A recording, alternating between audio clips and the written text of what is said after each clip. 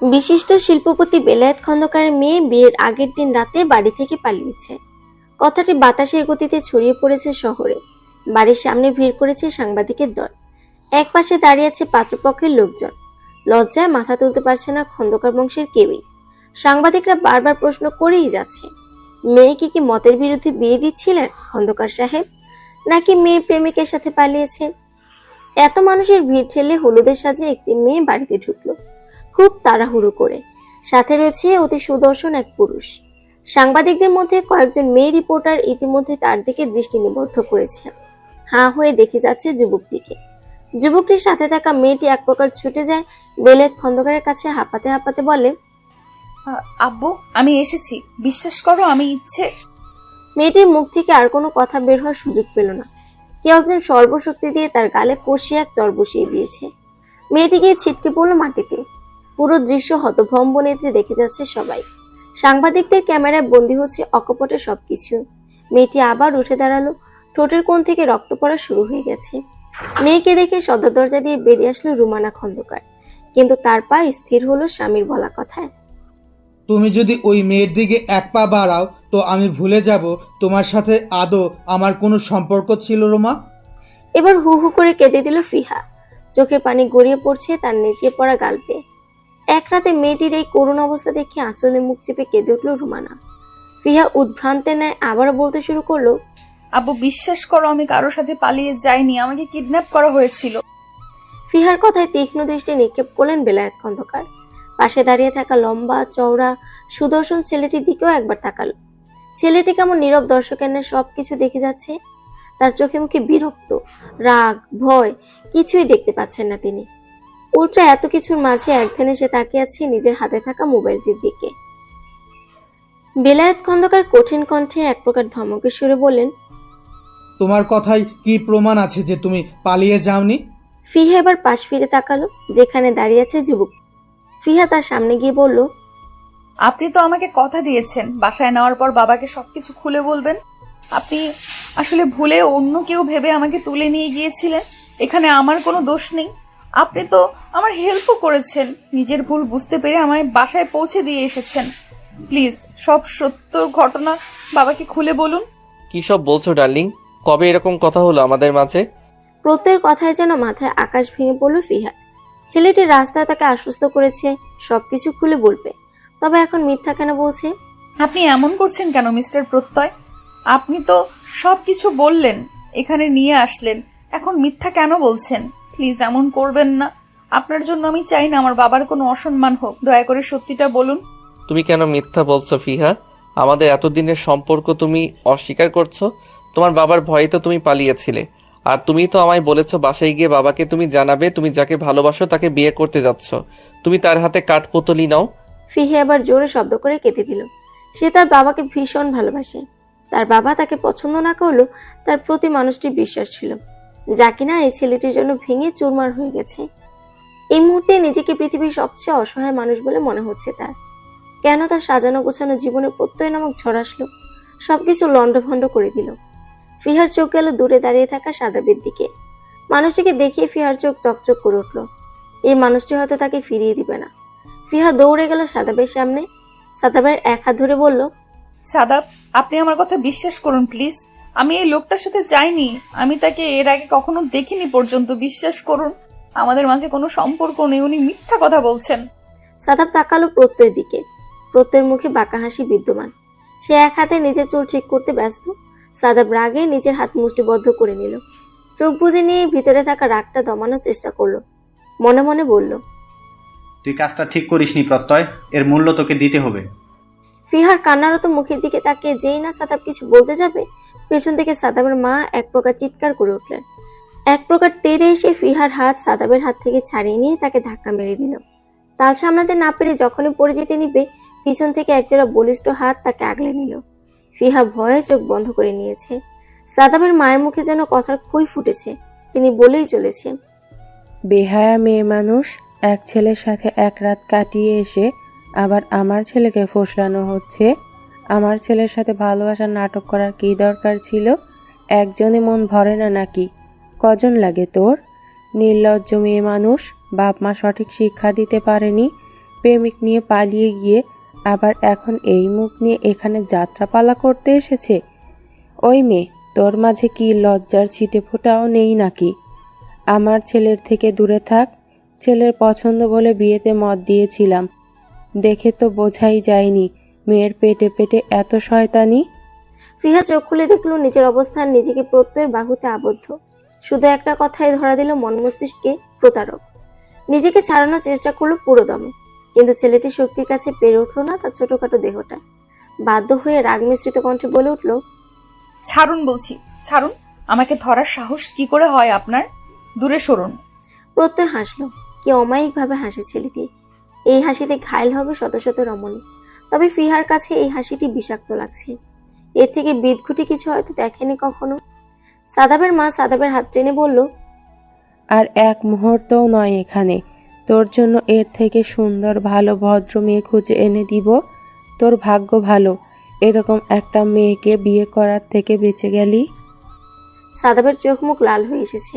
সে কিছু বলতেও পারছে না। মায়ের বাধ্য ছেলে সে। তাকিয়ে আছে অন্যের বাহুবন্ধনে আবদ্ধ দাঁড়িয়ে থাকা মেয়েটিকে। মেয়েটির চোখে মুখে আকুতি, টানা টানা চোখ দুটো যেন বলে যাচ্ছে, প্লিজ আমাকে রেখে যাবেন না সাদাব। বিশ্বাস করুন, আমার ভালোবাসা মিথ্যে নয়। আমাকে একবার বিশ্বাস করুন, দয়া করে আমাকে ভুল বুঝবেন না। নিজেকে এই মুহূর্তে বড় কাপুরুষ মনে হচ্ছে সাদাবের। কেন সে মুখ ফুটে মায়ের বিরোধিতা করতে পারছে না? কেন ভালোবাসার মানুষের পাশে দাঁড়াতে পারছে না? ফিহা অশ্রুসিক্ত নয়নে দেখলো ভালোবাসার মানুষের প্রস্থান। যে মানুষটাকে ঘিরে ছিল তার হাজারো রঙিন স্বপ্ন, যে মানুষটিকে ভালোবেসে সে বুঝেছিল ভালোবাসা কি, প্রেম কি, সে মানুষটিও আজ তাকে ভুল বুঝলো, বাকি সবার মতোই দূরে ঠেলে দিল। এতটা নিষ্ঠুর কেন সবকিছু? কাল সন্ধ্যায় তো সবকিছু ঠিক ছিল। কিছু মুহূর্তে এভাবে সবটা শেষ না হলেও তো পারত। ফিহাকে এবারে টেনে নিয়ে গেল প্রত্যয় নামক মানুষটি। ফিহা রক্তশূন্য চোখে তাকিয়েছে শুধু। মুখটা ফ্যাকাশে হয়ে গেছে উজ্জ্বল শ্যামলা বর্ণের মেয়েটির। চোখ দুটি ফুলে গেছে। নাকের পাটাতনটি যেন টকটকে টমেটো। ফুফানোর ফলে থেমে থেমে কেঁপে উঠছে লাল হয়ে যাওয়া ওষ্ঠদল। প্রত্যয় ফিহাকে নিয়ে এসে দাঁড়ালো বেলায়েত খন্দকারের সামনে। বাড়িতে নীরবতা বিরাজমান, কারো মুখে কোনো রাগ নেই। কিছু সময় পর পর শোনা যাচ্ছে সাংবাদিকদের ফিসফিসানি শব্দ। বেলায়েত খন্দকার তাকালেন মেয়ের দিকে, তবুও তার পাষাণ মন গলল না। ধরেই নিলেন মেয়ের চোখ জল শুধু লোক দেখানো। তিনি তাচ্ছিল্যের সুরে বললেন, আর কি করার বাকি আছে? তোমাদের যা তামাশা দেখানো তা তো দেখিয়ে ফেলেছ ইতিমধ্যে। আর কত লোক হাসাবে তোমরা? এবার বেরিয়ে যাও আমার বাড়ি থেকে। এই মুখ নিয়ে আর আমার কাছে ফিরবে না তুমি। মনে রেখো, আজ থেকে আমার এক মেয়ে, আর কেউ নেই। যে ছিল সে কাল রাতেই মারা গেছে। প্রত্যয় মুখে শুকনো হাসি দেখা গেল। সে এক হাতে শক্ত করে চেপে ধরেছে ফিহার হাত, অন্য হাত প্যান্টের পকেটে গুজিয়ে দিয়ে বলল, আহ শ্বশুর মশাই, এই মুখ দেখার কি দরকার?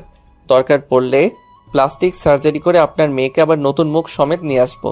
আপনার মেয়ের একমাত্র জামাই বলে কথা, তার জন্য আমি সবকিছুই করতে পারি। আপনি কোনো চিন্তাই করবেন না, তাকে আমি সুখে শান্তিতে রাখবো। একটা মাত্র বউ আমার, আপনি শুধু দোয়া করবেন শ্বশুর মশাই। বলেই এক লাফে পা ছুঁয়ে আবার উঠে গেল। মাথায় হাত বুলিয়ে চোখ মুখ শক্ত করে চিবিয়ে চিবিয়ে বলল, শুধু আপনি আমার কলিজার বাবা বলে ছেড়ে দিচ্ছি, না হয় যে হাত দিয়ে তাকে আঘাত করেছেন সে হাত আমি ভেঙে গুড়িয়ে দিতাম। ফিহা ভীষণ ক্ষিপ্ত হলো। কে এই ছেলে? কোথা থেকে উড়ে এসে জুড়ে বসেছে? কখন থেকে বউ বউ করে যাচ্ছে? কে তার বউ? কবের বউ? কিসের বউ? বিয়ে হলো কোন সময়? তার বাবা তাকে মারুক কাটুক যাই করুক, সে তাকে ছেড়ে কোথাও যাবে না। বুঝালে একদিন ঠিক বুঝবে। এই আপনার সাহস হয় কি করে আমার আব্বুর সাথে এইভাবে কথা বলার? কি সব বলে যাচ্ছেন কখন থেকে? আপনি এখান থেকে চলে যান বলছি। আমার আব্বু আমাকে মেরে ফেললেও আমি তার কাছেই থাকবো। বেলায়েত খন্দকার এবার চিৎকার করে বললেন, তোমরা কি এখান থেকে যাবে নাকি আমি দারোয়ান ডেকে ঘাড় ধাক্কা দিয়ে বের করে দেব? ফিহা করুণ কণ্ঠে ডাকলো, আব্বু। কে তোমার আব্বু? তোমার আব্বু মারা গেছে, এখান থেকে চলে যাও। বলে বাড়ির ভিতর চলে গেলেন তিনি। ফিহা সেদিকে তাকিয়ে রইল অপলক। রুমানার চক্ষু শীতল, চেয়েও তিনি মেয়েকে আগলে রাখতে পারলেন না। চলে গেলেন দৃষ্টিগোচরে। ফিহা তাকিয়ে দেখলো বাবা মায়ের প্রস্থান। হাতে টান অনুভব করলো সে। প্রত্যয় নামক ব্যক্তি তাকে টেনে নিয়ে যাচ্ছে নিজের সাথে। ফিহা হাত ছাড়ানোর চেষ্টা করে যাচ্ছে, মুখে বলছে, ছাড়ুন আমায়। কোথায় নিয়ে যাচ্ছেন? আমি যাব না আপনার সাথে। কিন্তু কোনো লাভ হলো না। প্রত্যয় তাকে টেনে নিয়ে যাচ্ছে গরুর মতো। প্রত্যয় গাড়ির দরজা খুলে ভিতরে এক প্রকার ছুঁড়ে মারলো ফিহাকে। হাতের ব্যথায় মৃদু আর্তনাদ করে উঠল মেয়েটি। প্রত্যয় গাড়িতে উঠে গাড়ি স্টার্ট দিল। তার চোখে মুখে রাগের ছাপ স্পষ্ট। গাড়ি চালাচ্ছে ফুল স্পিডে। ফিহা চোখ বন্ধ করে ফুফিয়ে কেঁদে চলেছে। প্রত্যয় ধমকে বলল, একদম ফ্যাস ফ্যাস করবে না, কানের নিচে এক ধাক্কাতে গাড়ি থেকে ফেলে দিব বলে দিলাম। কেঁপে উঠল ফিহা, তবে কান্না বন্ধ করলো না। তা দেখে আরেক দফা ধমক দিল প্রত্যয়। ফিহা এবার মুখ চেপে ধরেছে নিজের, যাতে শব্দ না হয়। অন্য পাশে মুখ ফিরে ভেবে চলেছে রাতের কথা।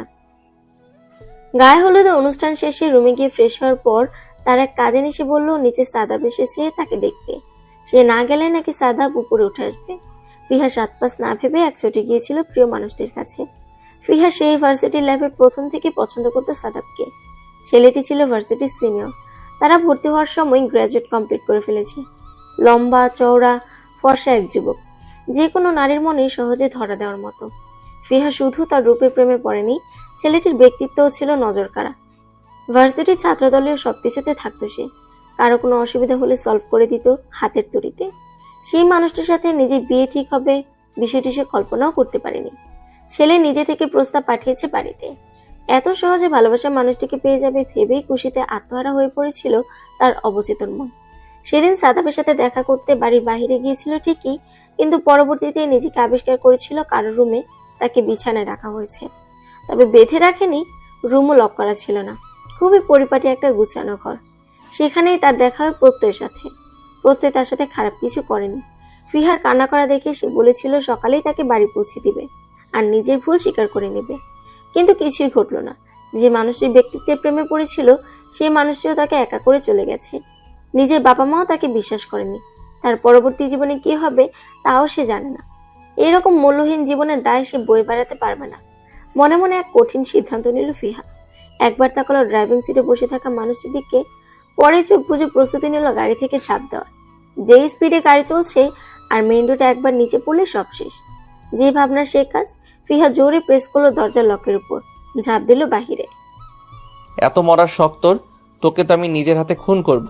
তুই যা করেছিস তারপর এখনো তোকে বাঁচিয়ে রেখেছি, এটাই তো অনেক। ফাহমিদ আল প্রত্যয়ের একটা নখছর সাহস কেউ করে না, তুই তার একমাত্র পস। কথা সম্পূর্ণ না করে গাড়ির স্টিয়ারিং এ জোরে এক ঘুষি বসিয়ে দিল প্রত্যয়। ফর্সা চেহারায় যেন রক্তের ছোপ ছোপ দাগ পড়ে গেছে। রাগের ফলে পুরো মুখ এতটাই লাল বর্ণ ধারণ করেছে তা দেখে রীতিমতো কাঁপছে ফিহা। ফিহা যখনই গাড়ির দরজা খুলে ঝাঁপ দিতে যাবে ঠিক সেই মুহূর্তে প্রত্যয় গাড়ির দরজা অপর পাশ থেকে লক করে জোরে ব্রেক কষে। ভরা রাস্তায় আচমকা ব্রেক করায় ট্রাফিক পুলিশের কবলেও পড়তে হয়। প্রত্যয় সবকিছু সামলে একপাশে নির্জন জায়গা দেখে গাড়ি পার্ক করে। ফিহা মাথা নিচু করে বসে আছে। তাকানোর মতো সাহস হচ্ছে না। প্রত্যয় নিজের চুল টেনে ধরেছে রাগ নিয়ন্ত্রণ করার জন্য। কিছু সময় পর গাড়ি স্টার্ট দেয় প্রত্যয়। ফিহার আর কিছু করার সাহস হয় না। এখন মনে হচ্ছে সে যদি মরেও যায় কবর থেকে উঠিয়ে সমস্ত শক্তি দিয়ে গালে চড় বসাবে এই প্রত্যয় নামক মানুষটা। ফিহার বুঝে আসছে না কেন এই ছেলে তার সাথে এমন করছে। তার সাথে তো এই লোকের কোনোদিন দেখাও হয়নি। কোন সময় শত্রুতা ফলাচ্ছে এখন। ফিহা চোখ বন্ধ করে সিটে মাথা এলিয়ে দিল। কিছুক্ষণ পরে গাড়ি থামলো। প্রত্যয় নেমে ফিহার পাশের দরজাটা খুলে দিল। ফিহা নেমে গেল। প্রত্যয় ফিহার এক হাত চেপে ধরে সাথে এক প্রকার টেনে নিয়ে যাচ্ছে। এখানে সে রাতে ছিল, আবছা হলো বাড়িটা দেখে চিনতে পারছে। লিফটে উঠলো না প্রত্যয়, সিঁড়ি বেয়ে উঠছে। যেন সব রাগ পা দিয়ে সিঁড়ির উপর যাচ্ছে ছেলেটি। ফিহার মনে হলো তার হাত ব্যথায় এবার খসে পড়ে যাবে। হাত দিয়ে ঠোঁট চেপে ধরেছে। যতই হোক তার মনে হলো সে এখন আর্তনাদ করলো পাশের মানুষটি রেগে যাবে। ফ্ল্যাটের দরজাটা খুললো সশব্দে। ফিহাকে সোফার কাছে নিয়ে ছুঁড়ে মারল প্রত্যয়। নিজে চলে গেল রুমের ভিতরে।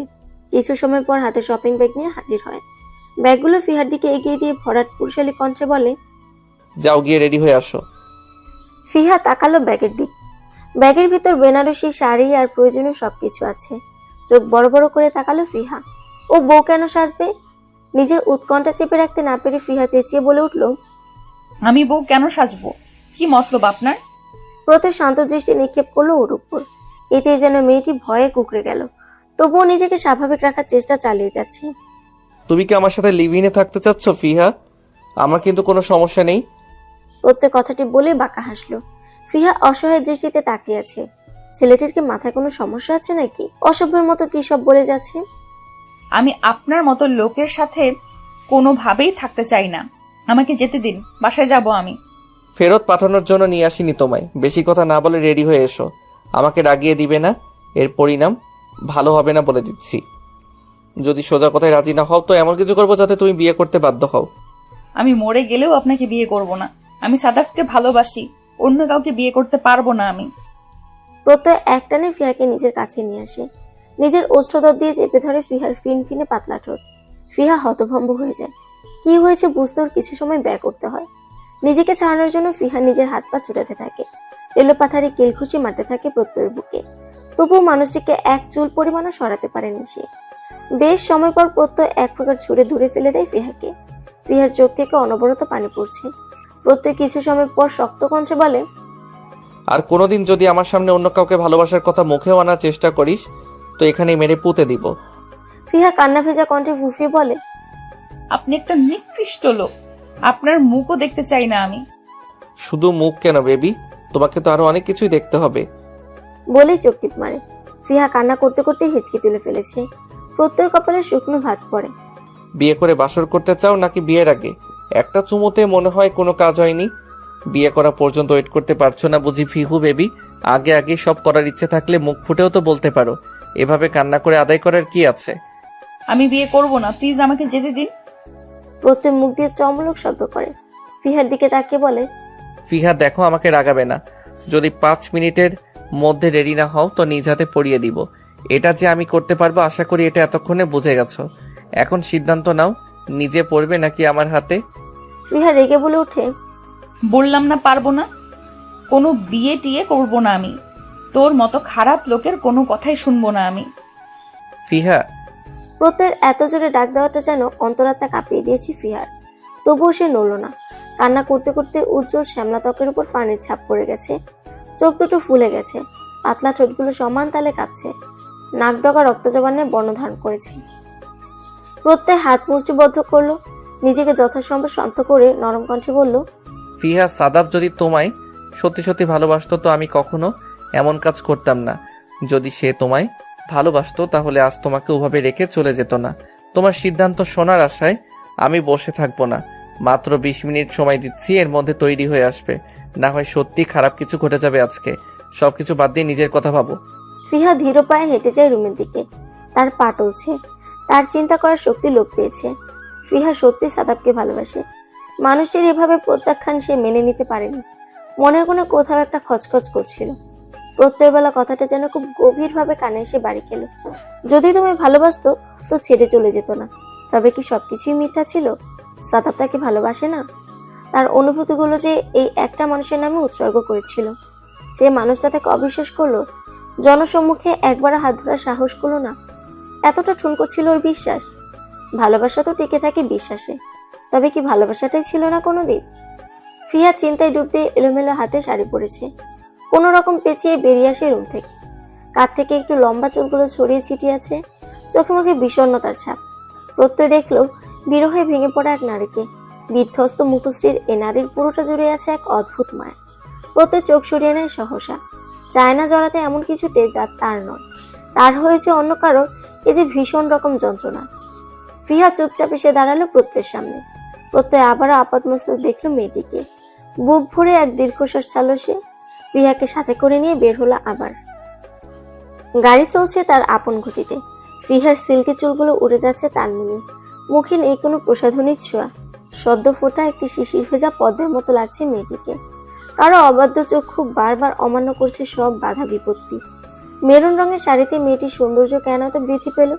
আগে জানলে এই রঙের শাড়ি কিনতো না প্রত্যয়। যেদিন এই পদ্ম নিজে এসে ধরা দিত তার প্রেম নদীতে, সেদিন না হয় এরকম করে সাজিয়ে বসিয়ে রাখতো সামনে।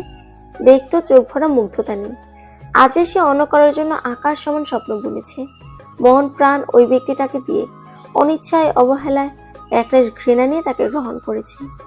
ভালোবাসার মানুষের মুখ ফিরিয়ে নেওয়াটা হয়তো সহ্য করা সবার সাধ্যের বাইরে। কাউকে পাওয়া না পাওয়ার সমীকরণে পেয়ে গিয়েও ছুঁয়ে দেওয়ার অধিকার না পাওয়া, ভালোবাসার অধিকার নিয়ে সামনে দাঁড়াতে না পারার মতো অসহনীয় অনুভূতি আর কি 10টা আছে? গাড়ি এসে থামলো কাজী অফিস নামক সাইনবোর্ড টানানো একটা গেটের সামনে। ফিহা অনুভূতিহীন যন্ত্রণায় হেঁটে যাচ্ছে। কেন যাচ্ছে সে জানে না। নিজেকে এক বদ্ধ উন্মাদ মনে হচ্ছে। কেন সে প্রত্যেকের কথা শুনছে জানে না। বারবার একটা কথাই ভিতর থেকে বেরিয়ে আসছে, এটাই তো নিয়তি। একবার বিশ্বাস করে দেখ, ঠুকবে। ভাগ্যটা তার বরাবরই বিপরীত প্রতিক্রিয়া দেখিয়েছে।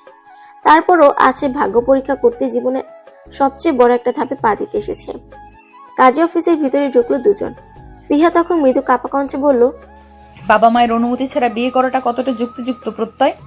এই বিয়েটা হয়তো আপাত দৃষ্টিতে ঠিক হবে, কিন্তু কি হবে এর ভবিষ্যৎ? প্রত্যয় চুপ রইল কিছুক্ষণ। গম্ভীর কণ্ঠে কাউকে ডাকলো সে। ভিতরে আসুন। তখন ভিতরে আসলো এক মধ্যবয়স্ক মহিলা। ফিহা তাকালো সেদিকে। নিজের মাকে এখানে দেখে অবাকের চরম সীমানায় পৌঁছে গেছে সে। কাপা কাপা কণ্ঠে ডাকলো এবার, মা। ফিহার দিকে ফিরেও তাকালেন না তিনি। চুপচাপ পাশের চেয়ারটা বসে পড়ল। প্রত্যয়ের হয়ে সাক্ষী হিসেবে এসেছে তার ফ্রেন্ড। প্রত্যয়ের বাবা মা এখানে নেই।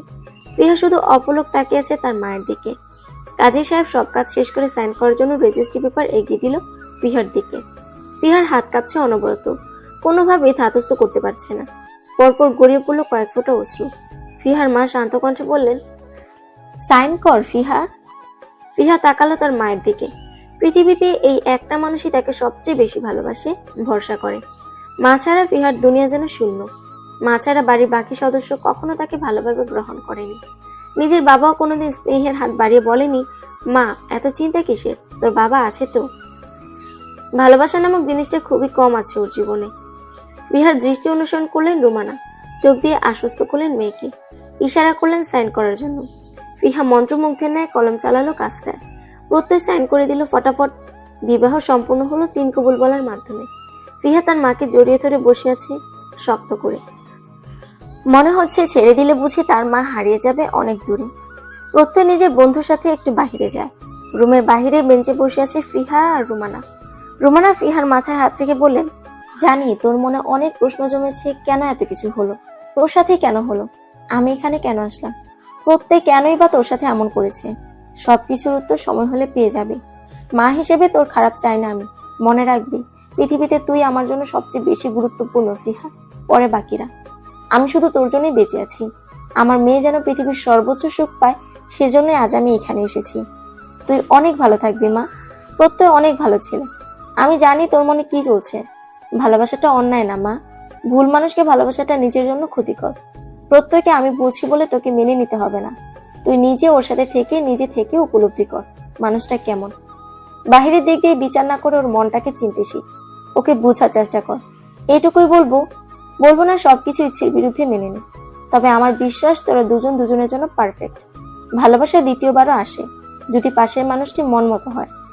আমি খুশি হব যদি তুই নিজের জীবনকে আরো একটা সুযোগ দেস। তো সাদাবকে কেন তোর অযোগ্য বলছি সে প্রশ্নের উত্তরও সময় হলে পেয়ে যাবি। আমি এখন চলে যাব।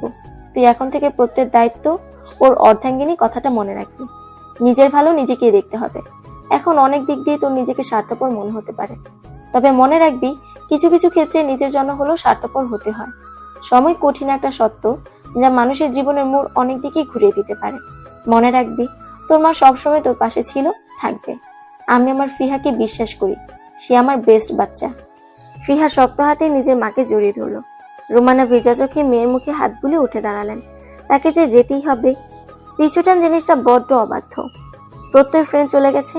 প্রত্যয় নিজেই মিষ্টি নিয়ে ফিরেছে। রুমানা তার জন্য অপেক্ষা করছিল। ফিহা কিছুটা দূরে বসে আছে। বাবা, প্রত্যয় কিছু কথা ছিল। প্রত্যয় বিনয়ের সাথে বলল, হ্যাঁ আন্টি বলুন। তুমি তো সবই জানো বাবা। ফিহা অনেকটা জেদি আর ছেলে মানুষ। আমি জানি তুমি তাকে ভালো রাখবে। ওকে তোমার হাতে তুলে দিয়ে যাচ্ছি বাবা। আমার মেয়েটাকে আগলে রেখো। জীবনে কারো ভালোবাসা পায়নি। যখন ভালোবাসার মতো বুঝ হলো, সেখানেও সে ভুল করেছে। ওর বাবার কারণেই ওর শত্রুর অভাব নেই। আমার মেয়েটার আজ থেকে কেউ নেই তুমি ছাড়া। আমি থেকেও নেই। ওকে দেখে রেখো বাবা, যেন সে সবকিছু ভুলে আবার নতুন করে হাসতে পারে। জীবনে সব দুঃখ ভুলে যেতে পারে। তোমার মাঝেই নিজের সর্বোচ্চ সুখ খুঁজে পায়। এটা এক মায়ের অনুরোধ বাবা। আমার মেয়েটাকে ভালো রেখো। কথা দিলাম। রোমানা প্রত্যয়ের দিকে তাকিয়ে তৃপ্তির হাসি হাসলেন। ফাহমিদ আল প্রত্যয় কখনো মিথ্যা প্রতিশ্রুতি দেয় না। ধীর পায়ে প্রস্থান করলেন তিনি। ফিহা দূর হতে দেখলো মায়ের চলে যাও। প্রত্যয় কাজী সাহেবের সাথে কথা বলা শেষ করে বের হলেন। মিসেস প্রত্যয় সন্ধ্যা হয়ে এসেছে। আপনি কি এখানেই থাকার প্ল্যান করেছেন নাকি রাতে? প্রত্যয়ের কথায় ফিহা বিরক্তি নিয়ে তাকালো। সে কি এখানে সুখে বসে আছে নাকি? আজব লোক, কোনো কথা ভালোভাবে বলতে পারে না নাকি? ফিহা উঠে গটগট করতে করতে সামনে চলে গেল। প্রত্যয় ঠোঁট কামড়ে হাসলো। গাড়িতে উঠে বসে পড়ল ফিহা। এই অসহ্যকর ছেলেটার সাথে একই বাসায় থাকতে হবে ভেবে সে হতাশ হলো। মা যে কোন বুঝে এটাকে ভালো বললো কে জানে।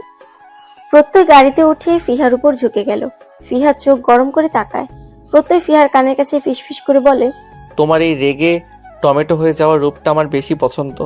মন তো চাই প্রত্যয় সিট বেল্ট লাগিয়ে দিয়ে আবার নিজের জায়গায় বসে যায়। শুধু বেড লাগাতেই গিয়েছিলাম। তুমি যে এত দুষ্টু তা তো তোমাকে দেখে বোঝাই যায় না ফিহু সোনা। তুমি কি ভেবেছিলে? যা ভেবেছো তা কি করবো নাকি জান? ফিহা বোকার মতো চেয়ে আছে প্রত্যয়ের দিকে। প্রত্যয় চোখ টিপে আবার ড্রাইভিং এ মন দেয়। আজ সন্ধ্যাটা ভীষণ চমকপ্রদ। আকাশের বুকে ছড়িয়ে গেছে হলুদ কমলার মিশ্রণে অদ্ভুত এক রং। ফিহা গাড়ির জানালার মাথা ঠেকিয়ে তাকিয়ে আছে সেদিকে। নতুন গন্তব্যে তার জন্য কি অপেক্ষা করছে তা সে জানে না, তবুও নতুন সূর্যের আগমনের প্রত্যাশা করছে। বাড়ি পৌঁছে প্রত্যয় ফিহার দিকে তাকিয়ে বলল, আলমারির ওই পাশটায় তোমার কাপড় রাখা আছে, যাও ফ্রেশ হয়ে আসো। ফিহা চলে গেল সেদিকে। প্রত্যয় মোবাইল হাতে নিয়ে খাবার অর্ডার করলো। কাজের মহিলাটা কয়েকদিন ছুটি নিয়েছে। তপ্ত এক দীর্ঘশ্বাস ছেড়ে পাশের রুমে ফ্রেশ হতে চলে গেল।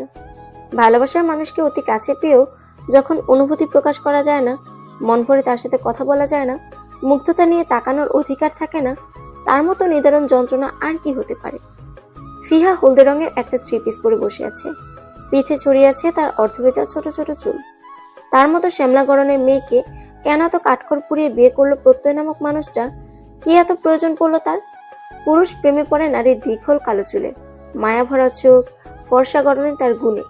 তার মাঝে তো প্রেমে পড়ার মতো আহামরি কিছু নেই, না আছে কাঙ্ক্ষিত কোনো রূপ লাবণ্য। তবে কেন এত জলখোলা করা হলো, এত নাটকীয়তা করা হলো? বিয়েতে নিজের মায়ের সম্মতি তাকে ভীষণ ভাবাচ্ছে। যখন জেনেছে মা তাকে বিশ্বাস করে নিজেকে অনেকটাই হালকা মনে হয়েছিল। পৃথিবীতে এই একটা মানুষই তার অধিক আপন।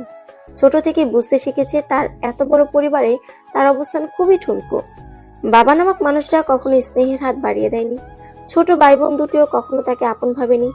দাদি ফুফু সব মানুষের মাঝে সে ছিল অবহেলার পাত্র। সে তো এই পরিবারেরই, তাহলে কেন এতটা দূরে দূরে ঠেলে দিত সবাই? সেই ছোট থেকে ফিহার মনে আক্ষেপ, অভিমান নিয়ে ভরপুর থেকেছে। সবার মাঝে থেকেও নিশ্চুপ একা একা নিজের একটি জগৎ গড়ে তুলেছে। তার জীবনে ভালোবাসার বড্ড বেশি অভাব। সেই ছোট থেকে একটা প্রশ্ন মনে গেঁথে গেছে, আমাকে কেন কেউ ভালোবাসে না? ভালোবাসা বুঝি অনেক দামি, যা তার পাওয়ার ধরা ছোঁয়ার বাহিরে। যখন ভার্সিটিতে সাদাবকে দেখতো, সেই ছোট মনটা এই দ্বিতীয় ব্যক্তিকে নিয়ে স্বপ্ন সাজিয়েছিল। ভালোবাসা কি না জানে না, তবে মনে হতো এই মানুষটাকে দেখলে তার কিছুটা স্বস্তি হয়, হৃদয়ের হাহাকার কিছুটা কম। কিন্তু দিন শেষে তার ভালোবাসার পাত্র শূন্য সেই মানুষটাও তাকে ভালোবাসার ইঙ্গিত দিয়ে হাত ছেড়ে দিয়েছে। কেন কেউ একবারও তার হাত শক্ত করে ধরতে চায় না? সে কি এতটাই অযোগ্য? বারান্দার গ্রিল পেরিয়ে রাতের অন্ধকার আকাশকে সে তার সব অভিযোগ তুলে দিচ্ছে। পৃথিবীর বুকে কেউ নেই তার এই দুঃখের ভাগ নিতে, তাকে আশার হাত বাড়িয়ে দিয়ে বলার মতো কেউ নেই, এই তো আমি আছি তোমার পাশে, শুধুমাত্র তোমার হয়ে। গাল বেয়ে দুফোঁটা নোনা জল গড়িয়ে পড়লো ফিহার। চোখ বন্ধ করে মাথা ঠেকিয়ে দিল লোহার শক্তপোক্ত আবরণে। নিজের চিন্তায় বিভোর ফিহা দেখলো না, বুঝলো না তার পিছনে দাঁড়িয়ে থাকা মানুষটিকে, যে মানুষটির চোখে রয়েছে এক পরশ ভালোবাসা, মুগ্ধতা। প্রত্যয় খুব নরম সুরে ডাকলো, ফিহু। ফিহা আনমনে বলল, কি? কি এত দেখো ওই আকাশে? ফিহা মৌন রইল। কথা বলতে ইচ্ছে হলো না কেন জানি। চুপচাপ তাকিয়ে দেখলো চাঁদবিহীন আকাশ। ফিহা ঘুরলো প্রত্যয়ের দিকে। ছেলেটি তার পেছনে দাঁড়িয়েছে, বুকে হাত ভাঁজ করে। ফিহা নিজের এক হাত বাড়িয়ে দিয়ে বলল, আমরা কি বন্ধুত্ব নিয়ে নিজেদের নতুন জীবনের সূচনা করতে পারি প্রত্যয়? প্রত্যয় তাকালো সামনে থাকা রমণীর দিকে। মেয়েটির চোখের ভাষা এলোমেলো, চাহানি টলমলে, চোখে মুখে ফুটে উঠেছে এক মৃদু আকুলতা। ফিহা বেশ কিছুক্ষণ হাত উঁচিয়ে রেখে নামিয়ে ফেলল। পরপর ফিসলে হেসে বলল, আমার হাত ধরতে সবাই এত ভয় পায় কেন বলতে পারেন? আপনি চাইলে কিন্তু ধরতে পারেন। সারা জীবন ধরে রাখার প্রতিশ্রুতি দিয়েও কেউ কেউ ছেড়ে গেছে, তাই আপনি কথা দিয়ে কথা না রাখলেও অবাক হব না। প্রত্যয় শুধু তাকিয়ে আছে। ফিহার এবার বিরক্ত লাগলো, লোকটা কথা বলছে না কেন? এভাবে তাকিয়ে থেকে অস্বস্তিতে ফেলার কি দরকার? সে সরে যেতে চাইলো রুমের দিকে। পেছন থেকে হাতটা আটকে দিল প্রত্যয়। নিজ থেকে বলতে লাগলো, এখন আমায় না হয় ভালো নাই বাসলে, কখনো বাসবে কিনা তাও না হয় নাই বা জানালে, তবে এই আজ আমি তোমার হাত ধরলাম ছেড়ে দেবার জন্য নয়। আমি একদমই প্রতিশ্রুতি দিতে চাই না, প্রতিদিন প্রতি পদে পদে তোমাকে বোঝাতে চাই আমি আছি, তোমার পাশে থাকবো আমৃত্যু। জানি না কবে আসবে সেই প্রহর, তবুও আমি আশায় থাকবো কোনো এক প্রণয় প্রহরে তুমি আমার হবে, ভালোবেসে নিজের করে নিবে। ফিহা থামলো, পরপর চোখ বন্ধ করে বুঝলো কথাটির গভীরতা। ছেলেটি কি তাকে ভালোবাসে? প্রশ্নটি করা খুব জরুরি হবে, নাকি অপেক্ষা করবে প্রকাশ পাওয়ার? ফিহা ফিরে তাকালো, দৃষ্টি রাখলো প্রত্যেক চোখে। ফিহা হাসলো কিছুটা, হাতটা আবার বাড়িয়ে বলল, ফ্রেন্ডস। প্রত্যয় হাত বাড়িয়ে দিল। সকাল সকাল মিতার ফোনে কল করেছে কেউ, বারবার ফোনের রিং বাজছে। মেজাজ এখন তুঙ্গে তার। কোন ইডিয়েট সকাল সকাল জ্বালাতে এসেছে? একবার হাতের কাছে পেলে লবণ মরিচ ছাড়া ব্লেন্ড করে ফেলবে একদম। মোবাইল হাতে কোনো রকম রিসিভ করে কানে ধরতেই ওপাশ থেকে ভেসে আসলো কিছু শব্দ। এই চিংড়ি মাছের মালাইকারি, ভার্সিটি কি তুই তোর নিজের শ্বশুর বাড়ি পেয়েছিস? 3 দিন যাবৎ ক্লাসে আসিস না, তুই নাই, তোর দেখা দেখি ফিয়ার বাচ্চাটাও উধাও হইয়া গেছে। শালার আমার জীবনটাই শেষ তোদের মতো দুইটা যন্ত্রমার্কা ফ্রেন্ড পাইয়া। আমি এক সহজ সরল পোলা। মীরা ফোন হাতে উঠে বসে চেঁচিয়ে বলল, ওই হারামি, সকাল সকাল তুই এসব বলতে পড়েছিস? তোকে না বলেছি বাসায় এসে নিয়ে যাইতে? এত সকাল সকাল প্যান প্যান শুরু করলি কেন? আশ্চর্য ভাই, সহজ সরল পাইয়া তোরা সবাই কথা শোনাইয়া দেস কেন বুঝি না। ফিহাদের বাসার দারোয়ান তো ঢুকতেই দিল না, কইল ফিহা নামক কোনো প্রাণী নাকি সেখানে থাকে না। গাঁজা পানি খাইয়া সকাল সকাল কার বাসায় ভুল করে ঢুকছস তুই? ফিহার মতো ঘর কোনো মেয়ে আবার কই যাবে? নিশ্চিত তুই ভুল মানুষের বাড়িতে চলে গেছিলি। বিশ্বাস কর তাও তো বোন, আই এম সিরিয়াস। সত্যি ফিয়ার বাসা থেকে এসে রিক্সায় বসেছি। আমার সত্যি টেনশন হচ্ছে। ওর তো ফোন বন্ধ। ওর ওই দজ্জাল বাপ ওরে আবার অ্যাডপশনে দিয়া দেয় নাই তো? কি বলো উল্টা পাল্টা? ফিহা কি বাচ্চা নাকি যে অ্যাডপশনে দিবে? বিয়ে দিচ্ছে বললেও মানা যায় তো। তার মানে তুই কিছুই জানিস না দেখছি। ওর না সাদাব ভাইয়ের সাথে বিয়ে হওয়ার কথা ছিল, তারপর থেকেই তো উধাও। মিতা চিন্তায় পড়লো কিছুটা। সৌরভকে বলল, তুই আয় বাসায়, আমি রেডি হই, ভার্সিটি গিয়ে দেখি খোঁজ পাওয়া যায় কিনা। মিতা চিন্তায় মগ্ন। সাদাবের সাথে বিয়ে হবে, বিয়েটা ঘরোয়া ভাবে হওয়ার কথা থাকলেও ওকে দাওয়াত করেছিল, কিন্তু ও যেতে পারেনি। ভেবেছিল মেয়েটাকে পরে সরি বলে মানিয়ে নিবে, কিন্তু এখন তো খোঁজই পাওয়া যাচ্ছে না। মিতা তৈরি হয়ে ড্রয়িং রুমে আসলো, খাবার দিল ওর মা। তখনই কলিং বেল বেজে উঠলো, বুঝলো সৌরভ এসে পড়েছে। দৌড়ে গিয়ে গেট খুলে চেঁচিয়ে বলল, মা, সৌরভ এসেছে, আমি ভার্সিটি চলে যাচ্ছি। ভেতর থেকে ব্যস্ত কণ্ঠে ডলি বেগম বললেন, আরে ছেলেটাকে ভেতরে তো আসতে দে, তোর খালামণি বললো বাসা থেকে নাকি খেয়ে আসেনি। সৌরভ বলল, খালামণি, তোমার হাতের রান্না খাবো বলেই তো খেয়ে আসেনি, কিন্তু তোমার মেয়ে যে একটা ডাকাত, দেখো কিভাবে টানাটানি করছে। নিজেও খাবে না, আমাকেও খেতে দিবে না। মিতা কটমট করতে করতে বলল, এই বেটা, জীবনে কি কোনোদিন আর খেতে পারবি না? টেনশনে টেনশনে আমার পেটে সুরসুরি হয়ে গেছে। চল বলছি, ক্যান্টিনে খেয়ে নিব। সৌরভকে টানতে টানতে ভার্সিটি নিয়ে গেল মিতা। Hello hello hello. কানের কাছে এমন শব্দ পেয়ে ধরফরে উঠল ফিহা। খাটের পাশে দাঁড়িয়ে মিটমিট করে হাসছে প্রত্যয়। ফিহা রাগে বলে উঠল, এটা কি হলো? ঘুম থেকে ডেকে তোলা যেত না? এভাবে কেউ চিল্লায়? আল্লাহ আমার কান। প্রত্যয় ভ্রুকুচকে বলল, তোমাকে ডাকলে তুমি শুনতে পাও? এ পর্যন্ত 4 বার ডেকেছি। ভার্সিটি যেতে চাও না নাকি আর? আমি তো অফিসে যাব তোমাকে নামিয়ে দিয়ে, তাই উঠো জলদি, অলরেডি লেট হয়ে যাচ্ছে। ফিহার কথা বাড়ালো না। সত্যি এত কিছুর মাঝে ভার্সিটির কথা ভুলতে বসেছিল। এক প্রকার দৌড়ে গিয়ে তৈরি হয়ে আসলো। প্রত্যয় তৈরি হয়ে গেছে। ইতিমধ্যে ফিহা একবার তাকালো। প্রত্যয় দেখতে কি সুন্দর। ফিহা মনে মনে জিভ কাটলো একবার। ছি ছি, কি ভাবছে সকাল সকাল? চোখ নামিয়ে চুল আঁচড়াতে ব্যস্ত হলো। প্রত্যয় ফিহার হাত থেকে চিরুনি কেড়ে নিল। ফিহা তাকালো অবাক হয়ে। প্রত্যয় ফিহার বাহু ধরে নিজের দিকে ঘুরালো, মিষ্টি কণ্ঠে বলল, আমি আশ্রয় দেই। ফিহা চমকালো। ছেলেটি কি সুন্দর করে আবদার করলো, ওর কি উচিত না করে দেওয়া? ফিহার উত্তরের আশা করলো না প্রত্যয়। নিজেই চুলে চিরুনি চালালো। ড্রেসিং টেবিলের একটা ড্রয়ার টান মেরে খুললো। বেরিয়ে আসলো চকচকে কতগুলো ক্লিপ, রাবার ব্যান্ড, চুলের কাটা। হকচকিত চোখে একবার সেদিকে দেখলো ফিহা। এই বাসায় তো কোনো মেয়ে নেই, তো এগুলা কার জন্য কিনে এনে রেখেছে প্রত্যয়? ফিহার প্রশ্নসিক্ত চাহানি দেখে টোট কামড়ে হাসলো প্রত্যয়। ফিহাকে ঘুরিয়ে চুলে লাগিয়ে দিল একটা বো ক্লিপ। ফিহা তাকালো চোখ পিটপিট করে। প্রত্যয় নিজের মুখ ওর কাদের কাছে আনতে মৃদু কেঁপে উঠলো। শরীর চেপে ধরলো কুর্তির 2 পাশ। প্রত্যয় ফিসফিস করে বলল, কিউট। ফিহাকে ভার্সিটি নামিয়ে এক প্রকার গাড়ি নিয়ে ছুটে চলে যায় প্রত্যয়। তার এমন কাণ্ডে কিছুক্ষণ থমেরে দাঁড়িয়ে থাকে সে। কি হলো ব্যাপারটা? এই ছেলে এমন অদ্ভুত কেন? ফিহা তাকিয়ে আছে ছুটে চলা গাড়িটার দিকে। তখনই তার মাথায় একটা গাঁট্টা মারে সৌরভ। সৌরভকে হঠাৎ দেখে কিছুটা চমকে যায় ফিহা। কিরে পেতনি, এত মনোযোগ দিয়ে কি এমন দেখোস রাস্তায়? কখন থেকে তোর অপেক্ষায় বসে আছি আমরা। ভেবেছিলাম তো তুই বিয়ে করতে গিয়ে একদম উপরে টপকে গেছিস। ফিহা নিরস কণ্ঠে বলে। কিছুটা ওরকমই। সৌরভ সন্ধিহান কণ্ঠে বলে। কি হয়েছে বল তাড়াতাড়ি। মিতা কই? তোকে একবার বলি আবার ওকে একবার। আমাকে তো সরকারি পেয়েছিস তোরা। এর মধ্যে মিতা হাজির। এসেই ফিয়াকে জাপটে জড়িয়ে ধরে। রাগ সামলাতে না পেরে ফিহা প্রায় পড়েই যাচ্ছিল। মেয়েকে রাগ দেখিয়ে বলল, উফ, মেরে ফেলতে চাস নাকি? যে যেভাবে ধরেছিস মনে হয় পালিয়ে যাচ্ছি কোথাও। মিতা ছাড়লো না, উল্টো আরো কিছুটা শক্ত করে ধরে বলল, তোকে এখন দেখে কি যে শান্তি লাগছে কি বলবো। চিন্তায় চিন্তায় খাওয়া হয় নাই সকালে। তা এখন বল, সাদাব জিজুর কি খবর? ফিহার মুখটা চুপসে গেল মুহূর্তে। সে কিছু না বলে চলে গেল ভার্সিটির ভিতরে। সৌরভ মিতা দুজন একবার নিজেদের মুখ চাওয়াচাই করলো। পরক্ষণেই রহস্যের গন্ধ পেয়ে ফিহার পেছনে দৌড় লাগালো। ক্যাম্পাসের মাঠে ঘাসের উপর বসে পড়লো তিনজন। ফিহু, বল না জান, কি হয়েছে? সাদাব ভাইয়ার সাথে কি তোর বিয়ে হয়নি? আমি ওই দিন যেতে না পারায় কি রাগ করে আছিস? সরি ইয়ার, হঠাৎ করে তোর বিয়ে। আমারও এক আত্মীয়র অসুস্থ, তাই সেখানেই যেতে হয়েছে। ফিয়া থমথমে কণ্ঠে বলল। কেন, টিভিতে কিছু দেখায়নি? মিতা অবাক হয়ে গেল। কিছুটা কি এমন হলো যা টিভিতে দেখাবে? কই না তো, কিছুই তো দেখলাম না। ফিহা নিজেই আশ্চর্য হলো। এটা কিভাবে সম্ভব? সৌরভ বলল। কিভাবে সম্ভব? ফিহা ওই দিনের সকল ঘটনা বর্ণনা করে দম নিল। সৌরভ মিতা হাঁ করে তাকিয়েছে। দুজনে একসময় চিল্লিয়ে বলল, কি কি? আমার তো বর্তমান দুলাভাইকে দেখার শখ জেগেছে বন্ধু। তো গিয়ে দেখ, আমাকে কেন বলছিস? সাদাফ কাপুরুষের মতো কাজ করবে, ওটা এখনো মেনে নিতে পারিনি আমি।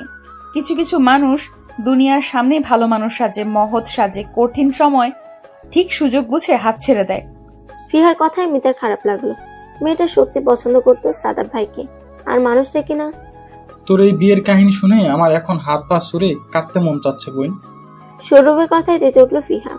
তুই এই সিরিয়াস মুহূর্তে মজা নিচ্ছিস বেয়াদ্দপ পোলা? তুই জীবনে বউ পাবি না দেখিস। যা খুশি দোয়া করে নে, এসব আমি গায়ে মাখি না। বল, দুলা ভাইয়ের সাথে কবে পরিচয় করিয়ে দিবি? কাল তো আবার দিতে আসবে। তখন বুঝলাম না লোকটা এমন ভূতের মতো উবে গেল কেন। আজকেই তো দেখা করতে পারতি তোরা। মিতা চিন্তিত কণ্ঠে বলল। এখন তুই কি করবি? সব মেনে নিবি? সাদাবকে ভুলে যাবি? ফিহা চুপ রইল কতক্ষণ, হতাশ কণ্ঠে শোনালো। ভুলে যাওয়াটা কি যুক্তিযুক্ত নয়? বিয়ে যেভাবেই হোক আমি প্রত্যয় স্ত্রী এখন। না চাইলেও একদিন না একদিন তো স্বামী হিসেবে মানতেই হবে বল। সৌরভ কিছু চমকে উঠে বলল। কি নাম বললি? কোথায় কি নাম বললাম? আরে তোর অদ্ভুত জামাইয়ের নাম। প্রত্যয়। কেন, কি হয়েছে? সৌরভ মিতার দিকে তাকিয়ে বলল। মিতা, তুই কি সেটাই ভাবছিস যেটা আমি ভাবছি? মিতা বিরক্তি নিয়ে বলল। তোর মতো উদ্ভট চিন্তা আমি করি না। তা বল, কি এমন মহান চিন্তার উদয় হলো তোর মনে? ভাইয়ার নামও তো প্রত্যয়। মিতা না বুঝে বলল। কার ভাই? গাধি, আমার ভাই প্রত্যয়। কি যাতা বলতেছিস? প্রত্যয় ভাই করবে বিয়ে? দুনিয়ার আর মানুষ পাইলি না তুই? খালামনের ভয়ে তো বাসায় যায় না ঠিক মতো, ধরে যদি বিয়ে করিয়ে দেয় সেই ভয়ে। উনি করবে এমন ভাবে বিয়ে? দুনিয়ার কি একজনের নামই প্রত্যয় থাকে? হাজারা চিন্তা বাদ দে তো। সৌরভ মাথা নাড়ল। ফিহা বলল। দুটোই থাম এবার। প্রত্যয়ের সাথে দেখা করিয়ে দিব, তখনই সব ক্লিয়ার হয়ে যাবে। চল ক্লাসে যাই।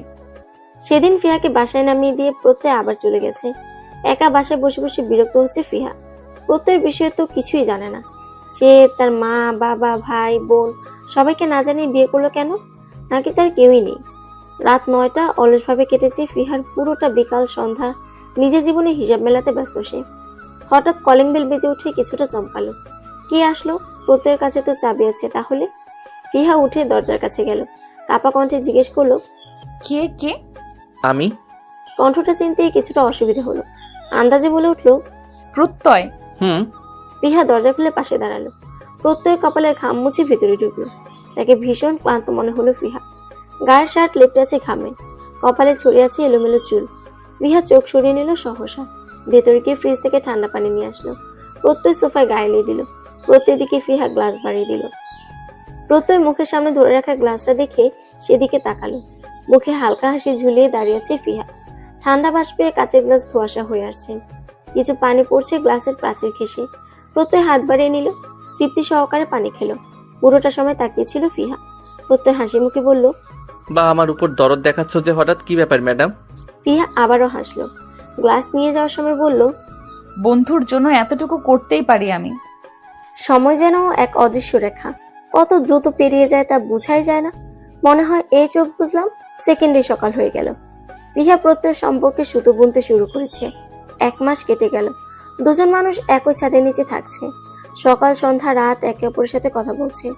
অপছন্দের জিনিসগুলো কখনো কখনো এত প্রিয় হয়ে ওঠে তা মানুষ কল্পনাও করতে পারে না। তেমনই হয়তো প্রত্যয় নামক মানুষের ব্যক্তিত্বে আটকে গেছে ফিহা। সৌন্দর্য, ধন, দৌলত, ঐশ্বর্য ছাড়াও মানুষকে যে কিছু একটা খুব করে মুগ্ধ করতে পারে তা হলো মানুষের মন। মন ছুঁয়ে দেওয়ার মতো কিছু মানুষের আগমনে একটা বিদগ্ধ হৃদয়ও সেরে উঠতে চায়। নতুন করে হাসতে শিখে, ভালো থাকতে শিখে। ফিহার সাথে প্রত্যয়ের বন্ধুত্ব গাঢ়তর হয়েছে। দুজনের মাঝে অন্য কোনো সম্পর্ক আছে কিনা তা জানা নেই, তবে তারা যেন একজন অপরজনকে বুঝতে পারে। এই 1 মাসে ফিহার বিশ্বাস অর্জন করে নিয়েছে প্রত্যয়। মেয়েটা যে নিজেকে শক্ত খোলসে আবৃত করে রেখেছে, নিজের দুঃখ আড়ালে রেখেছে, তা হয়তো বন্ধুত্বের মতো একটা জিনিস না থাকলে কখনো জানা হতো না প্রত্যয়ের। ফিহা জানতে পারে ওই দিনের মিডিয়া কনফারেন্সগুলো যাতে সবার মাঝে প্রকাশ না হয়, সেজন্য সব পদক্ষেপ সে নিয়েছে। একটা মেয়ের সম্মান নষ্ট করাটা উচিত নয়। তার কথা সাংবাদিকরা কেন শুনেছে ফিহা জানে না, তবে মানুষটা তার সম্মানের কথা এতটা চিন্তা করে ভেবেই তার মন অজানা আবেশে পুলকিত হয়েছিল। অদ্ভুত বিষয় হলো সাদাব তার সাথে এই 1 মাসে একবারও যোগাযোগ করার চেষ্টা করেনি। ভার্সিটিতেও আগে প্রায় আসতো, কিন্তু এই 1 মাসে তাকে দেখেনি, যার ফলে প্রত্যয়ের সাথে তার সম্পর্কটা নিয়ে কোনো দ্বিধায় পড়তে হয়নি তার। রোজকার মতো ভার্সিটি যাচ্ছে। আজও সৌরভ, মিতা আগে ভাগে দাঁড়িয়ে আছে গেইটে। তাদের মনোভাব এমন, আজ তো দেখেই ছাড়বো। কিন্তু ফিহাকে একা আসতে দেখে হতাশ হলো মিতা। মিতা তো রেগেই বলল, কি শুরু করেছিস ফিহা? তোর জামাই কি ডায়মন্ড নাকি? এই 1 মাস ধরে ঘোরাচ্ছিস, কিন্তু মহাশয়ের মুখ দেখাতে পারলি না। ফিহা নিজেও বিরক্ত। প্রত্যেকে যতবার বলেছে ততবারই সে বাহানা দিয়ে কেটে পড়েছে। আমি ভাবছি দোস্ত, এই আজব ছেলের সব কিছুতেই রহস্য। জানিস, ওনার বাবা মায়ের কথা কতবার জিজ্ঞেস করেছি, শুধু বলেছে সময় হলে সবার সাথে পরিচয় করিয়ে দিব। এখন এইসব বলেও লাভ নেই। সৌরভের সন্দেহ যেন বাড়ল। সে ভেবেই নিয়েছে তার ভাইয়ের ফ্ল্যাটে গিয়ে চেক করবে এবার। যদি তার ধারণা সঠিক হয় তো হাতে নাতে ধরা। মন মেজাজ বিক্ষিপ্ত হয়ে আছে ফিহা। কেনই বা হবে না? যখন একটা মানুষের পুরো পৃথিবী আরেকটা মানুষ হয়, তার সবকিছু জুড়ে ওই মানুষে বিরাজ করে, তখন যদি কাঙ্ক্ষিত সে ব্যক্তি ব্যস্ততা দেখায়, সকাল থেকে রাত অব্দি একটা কল না দেয়, একদম এড়িয়ে চলে, তখন কি মেনে নেওয়া যায় নাকি? লোকটা এমন কেন? এখন ফিহা একটু ভালো ব্যবহার করছে তো তাই ভাব বেড়ে গেছে। একবার আসুক আজ বাড়িতে। সকাল সকাল একটা চিরকুট ধরে সারাদিন এড়িয়ে যাওয়ার শাস্তি তো দিতেই হবে। রাগে একদম টইটুম্বর ফিহা। নাকের পাটাতন লাল হয়ে উঠেছে। 11টার কাটা ছুঁই ছুঁই। আর এর বাড়ি ফেরার নাম নেই। দরজাই খুলবো না আজ। কলিং বেল বাজলো কয়েকবার। ফিহা খুলতে চায়নি। অগত্যা প্রত্যয় চাবি দিয়ে লক খুলে ঢুকেছে। ফিহা ড্রয়িং রুমে দাঁড়িয়ে আছে উল্টো দিকে মুখ করে। প্রত্যয় দেখলো কিছুক্ষণ, ফিহাকে চমকে দিয়ে পেছন থেকে জড়িয়ে ধরলো হঠাৎ। মায়া ভরা কণ্ঠে ফিসফিস করে বলল, সরি, আর এমন ভুল কখনো হবে না মহারানী, প্লিজ রাগ করে থাকবেন না। আপনি রেগে কথা না বললে আমার মতো মানুষের যে মরা ছাড়ার কোনো উপায় থাকবে না। ফিহা প্রত্যেকে ধাক্কা দিয়ে সরিয়ে দিল। রাগী ভাবে বলল, আমাকে এসব বলছেন কেন? বাসায় আসার কি দরকার ছিল? যেখানে ছিলেন সেখানেই থাকতেন। সুন্দরী কলিগদের ছেড়ে আসতে তো মন চায় না আপনার। জেলাস হচ্ছিস বুঝি? আমার এত ঠেকা পড়েনি। সরুন, কথা বলবেন না আমার সাথে। আমি একাই থাকতে পারি, কাউকে দরকার নেই আমার। প্রত্যেক কান ধরে দাঁড়িয়ে পড়লো সামনে। মুখটা বাচ্চাদের মতো করে বলল, আজকে তো প্রথম কথা দিচ্ছি, আজই শেষ। মিটিং এর পর মিটিং, তাই সময় হয়ে ওঠেনি। দরকার পড়লে চাকরি ছেড়ে দিব, তাও বউকে রাগাবো না আর। এবারের মতো মাফ কি পেতে পারি আমি? ফিহা মুখ ভেঙচি কাটলো। ছোট করে বলল, ঠিক আছে। সকালে ফোনের বিকট শব্দে ঘুম ভাঙে ফিহার। পাশে তাকিয়ে দেখে এখনো ঘুমাচ্ছে প্রত্যয়। ফিহা মোবাইলটা কানে নিতেই ওপাশ থেকে সৌরভ কিছুটা কাঁদো কাঁদো কণ্ঠে বলে, দোস্ত, প্রেমিকা কেমনে সামলাতে হয় টিপসে। আজব, সকাল সকাল কি ভুগিযুগি শুরু করেছিস? আমাকে ঘুমাতে দে ভাই। এইসবে আমার কোনো ধারণা নেই। আমি কি জীবনে প্রেম করেছি নাকি? দেখ, মাত্র 2 দিন হলো মিতার সাথে প্রেম করা শুরু করেছি। ও বলেছে যদি ভালো প্রেমিক না হতে পারি, আমাকে ড্রেনের পানিতে চুবিয়ে অন্য ছেলেকে বিয়ে করে নিবে। এই, তোদের দুটোর ফালতু প্রেম কাহিনী শোনাবি না আমাকে। ফ্রেন্ড হওয়াই তো দুইটার জীবনে ঝগড়া থামেনি, এখন কি করে আবার প্রেম আসবে? আমি ঘুমাবো না ভাই, নিজেদেরটা নিজেরা সামলা, না হয় ব্লক মেরে দিব দুটোকে। শোন শোন, আরেকটা কথা ছিল। ফিহা বিরক্তি নিয়ে বলে, আচ্ছা বল। তুই আজকে ভার্সিটিতে আসবি না, আমি আর মিতা আসবো তোরে নিতে। আমার বাসা তুই চিনিস, আসবি কি করে? যদি আন্দাজ ঠিক হয় তো ঠিক পৌঁছে যাব। যা খুশি কর। ফিহা বিরক্তি নিয়ে বসে আছে। প্রত্যয় ওর কথা বলার সময় উঠে গেছে। এভাবে বসে থাকতে দেখে জিজ্ঞেস করে, কি সমস্যা? কিছু না, ওই মিতা আর সৌরভ প্রেম করছে, এখন আমার কাছে টিপস চাই। সকাল সকাল বিরক্ত করা ছাড়া আর কিচ্ছু পারে না এই ছেলে। আবার বললো তোর বাসায় আসতেছে, তোকে নিয়ে যাব। কি? হ্যাঁ, আর আসতে পারবে নাকি সন্দেহ, বাসার অ্যাড্রেসই তো কোনোদিন বলি নাই ওদের। দুটোর মাথার তার আগেই ছিঁড়া ছিল, এখন তো আবার করে প্রেম, এবার পাবনার টিকিট বুক করতেই হবে। সত্যি ওরা প্রেম করে? হুম। ওকে চলো তাহলে আজ দুজন মিলে ওদের জন্য নাস্তা বানাবো। ফিহা অবাক হয়ে বলে, ওরা বাসায় তো চেনে না, মজা করেও তো বলতে পারে নাকি? আপনি শিওর হচ্ছেন কিভাবে? প্রত্যয় উত্তর না দিয়ে ফিহার হাত ধরে ফ্রেশ হতে চলে যায়। ফিহা বেঞ্চি কাটে। এই ছেলে যে কোনো প্রশ্নের জবাব ভালোভাবে দিবে না তা জানা আছে ফিহার। সকাল 9টায় কলিং বেল বেজে উঠে ফিহা যায় দরজা খুলতে। প্রত্যয় গেছে ফ্রেশ হতে। ফিহা দরজা খুলতে এক মেয়ে এসে দাঁড়ায় দরজায়। ফিহা ব্রুকুচকে জিজ্ঞেস করে, কাকে চাই? মেয়েটি যেন ভূত দেখার মতো চমকেছে। প্রত্যয়ের বাসায় মেয়ে আসলো কোথা থেকে? মেয়েটা চিল্লিয়ে বলে, এই মেয়ে, তুমি কে? এখানে কি করছো? প্রত্যয় কোথায়? উনি তো ভিতরে, আপনি কে আগে বলুন, যাকে তাকে বাসায় ঢুকতে দিব না আমি। তোমার সাহস তো কম না, আমাকে ঢুকতে দিবে না মানে? জানো আমি কে? না, ওটাই জানতে চাচ্ছি তখন থেকে, বলুন আপনি কে? প্রত্যয়ের হবু স্ত্রী। আর আমি প্রত্যয়ের বিয়ে করা স্ত্রী। এই মেয়ে, কি ধরনের মজা এটা? সরো সামনে থেকে। ফিহাকে পাশ কাটিয়ে মেয়েটা ভিতরে ঢুকে পড়লো। প্রত্যয় বের হলো। তখন মেয়েটি দেরি না করে গিয়ে প্রত্যয়কে জড়িয়ে ধরলো। আকস্মিক ঘটনায় প্রত্যয় অবাক হলো। ফিহা তো তাকে এখনো জড়িয়ে ধরা অব্দি যায়নি, তাহলে কি? ফিহাকে সে ভালো করেই চিনে। এত ভাবনার মধ্যে চোখ পড়ে দরজার সামনে। ফিহা রাগে লাল হয়ে গেছে। প্রত্যয় বুঝলো ভুল কিছু হচ্ছে। ফিহা দরজা ঠাস করে লাগিয়ে এসে রুমে চলে গেল হন হন করে। প্রত্যয় নিজের থেকে মেয়েটিকে সরায় এক ঝটকায়। নীলাকে দেখে মেজাজ খারাপ হয়ে ওঠ। এই মেয়েটার জ্বালায় শেষ। এখন বাসায় চলে এসেছে, না জানি কি কি বলেছে ফিহাকে এই মেয়ে। প্রত্যয় নীলাকে ধমকে দিয়ে বলল, কি ধরনের অভদ্রতা এগুলো? তোমার সাহস তো কম না, আমাকে জড়িয়ে ধরেছো কেন? সীমা অতিক্রম করতে মানা করেছিলাম তোমাকে। নীলা মৃদু কেঁপে ওঠে আওয়াজে। ওই মেয়েটা কি বলছিল প্রত্যয়? ও নাকি তোমার বউ? হ্যাঁ ঠিকই বলেছে, তাতে তোমার কি সমস্যা? তুমি তো সবই জানো, আমি তোমাকে ভালোবাসি। খালামণি তোমার সাথে আমার বিয়ে ঠিক করেছে, আর তুমি এই মেয়েকে বিয়ে করে নিয়েছো। আমি তো তোমাকে কোনোদিন বলিনি যে আমি বিয়েতে রাজি। আগ বাড়িয়ে উল্টাপাল্টা ভেবে নিয়েছো, এখন এসে সিন ক্রিয়েট করছো। সরো সামনে থেকে। প্রত্যয় গেল রুমের দিকে। ফিহা বোম হয়ে বসে আছে। প্রত্যয় নরম গলায় ডাকলো, ফিহু। আপনি এই কারণেই আপনার বাবা মাকে বিয়ের কথা জানাননি, তাই তো? আপনি আমাকে কেন বিয়ে করেছেন? যদি ওই মেয়েটাকে বিয়ে করারই কথা ছিল, আমার সাথে মিথ্যে অভিনয় কেন করলেন প্রত্যয়? ফিহা কি বলছো? এসব অভিনয় কেন করতে যাব? আমি তোমাকে ভালোবাসি তাই বিয়ে করেছি। এর আগে প্রত্যয় একবারও ভালোবাসার কথা বলেনি ফিহাকে। ফিহা চমকে উঠলো কিছুটা। প্রত্যয় এগিয়ে এসে জড়িয়ে ধরলো তাকে। এভাবে রাগ করছো কেন? অন্য কারোর সাথে সহ্য করতে পারছো না আমাকে? না, পারছি না, পারবও না। ওই মেয়েটা আপনাকে জড়িয়ে কেন ধরবে? আপনি তো শুধু আমার, ও কেন তাহলে? ফিহা আর কিছু বলতে পারলো না। ফুফিয়ে ফুফিয়ে কান্না করে দিয়েছে। প্রত্যয় জানে ফিহা তাকে ভালোবাসে। এই পৃথিবীতে ওর আপন বলতে প্রত্যয় আছে। ওকে কারোর সাথে দেখলেও মনে হয় ফিহার বুঝি কেউ নেই। একাকিত্বের ভয়টা জেগে বসে মনে। এ ধরনের মানুষের যে জিনিসটা নিজের, তার এক ফোঁটাও অন্যকে সে দিতে নারাজ। প্রত্যয় ফিহাকে জড়িয়ে ধরে কপালে চুমু দিল।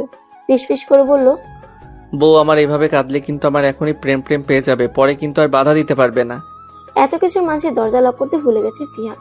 সৌরভ মিতা এসে হুড়ুহুড়ি করে ঢুকলো ভিতরে। সৌরভ তো শতভাগ নিশ্চিত ফিহার জামাই তার নিজের ভাই। আজ তো সে হাতে নাতে ধরবে। সৌরভ বাসায় ঢুকে প্রত্যয় রুমের সামনে নীলাকে দাঁড়িয়ে থাকতে দেখে অবাক হয়। এই আপদ এখানে আসলো কেন? কি দেখছে এমন করে রুমের ভিতর? মিতা আর সৌরভ দরজায় উকি মারলো। মিতা তো চোখ বড় বড় করে তাকিয়ে আছে। ফিহা আর প্রত্যয় ভাইয়া একসাথে। চোখে কি কম দেখা শুরু করেছে নাকি? মিতা কনুই দিয়ে গুঁতো মারে সৌরভকে। সৌরভ দাঁত কেলিয়ে বলে, দেখলি তো, আমার কথাই ঠিক, এদের রোমান্স বের করছি আমি। সৌরভ চেঁচিয়ে বলে, এই ভাইয়া, তুমি বিয়ে করে বউ নিয়ে 3 বেলা রোমান্স করছো, আর আমাদের একবার জানানোর প্রয়োজনও মনে করোনি? নীলা তো প্রত্যয় ফিহাকে একসাথে সহ্যই করতে পারছে না। নেকা কান্না করে মোবাইল হাতে ফোন লাগালো তার খালামণিকে। খালামণি, তোমার ছেলে বিয়ে করে নিয়েছে, তুমি জলদি এসো, এর একটা বিহিত করো। মিতা আটকাতে গিয়েও ব্যর্থ। এখন যদি ওর খালামণি এখানে চলে আসে তো সব ঘেটে যাবে। এই মেয়েটা এমন কেন? বিরক্তি নিয়ে গিয়ে বসলো সোফায়। ফিহা এগিয়ে এসে সৌরভের সামনে দাঁড়ায়। রুহু চেয়ে জিজ্ঞেস করে, তোরা ওনাকে চিনিস? চিনবো না আবার? একই মায়ের পেটের ভাই, কিন্তু এখন মনে হচ্ছে আমাকে চিনবেই না, বউ পেয়েছে না। তীব্র অভিমান সৌরভের কথায়। প্রত্যয় নির্বাক, শান্ত হয়ে বসে আছে। ফিহা এগিয়ে যায় প্রত্যয়ের দিকে। আপনি বলেননি কেন সৌরভ আপনার ভাই? ফিহা কিছুটা ভাবুক হয়ে আবার বলে, ও এই জন্যই বুঝি ভার্সিটিতে আমাকে রেখে একদম ভূতের মতো উবে যেতেন? কথা বলছেন না কেন এখন? সৌরভ বলে ওঠে, আব্বু তো ভাইয়াকে মেরে আকাশে পাঠিয়ে দিবে, সেই ভয়ে হয়তো লুকিয়ে বিয়ে করেছে, তাই না ভাইয়া? প্রত্যয় রাগী চোখে তাকায় সৌরভের দিকে। কারা যেন প্রেম করছে, প্রেম প্রেম গন্ধ ছড়িয়েছে, বলবো নাকি আব্বুকে হাওয়া সব বের হয়ে যাবে? থ্রেট দিচ্ছ তো দাও, একবার আম্মু আসুক আজকে। এর মধ্যে কলিং বেল আবার বেজে উঠল। নীলা ছুটে গিয়ে দরজা খুলল। বাকি সবাই সোফায় বসে আছে। রুমে ঢুকে চেঁচিয়ে উঠলেন সীমা বেগম।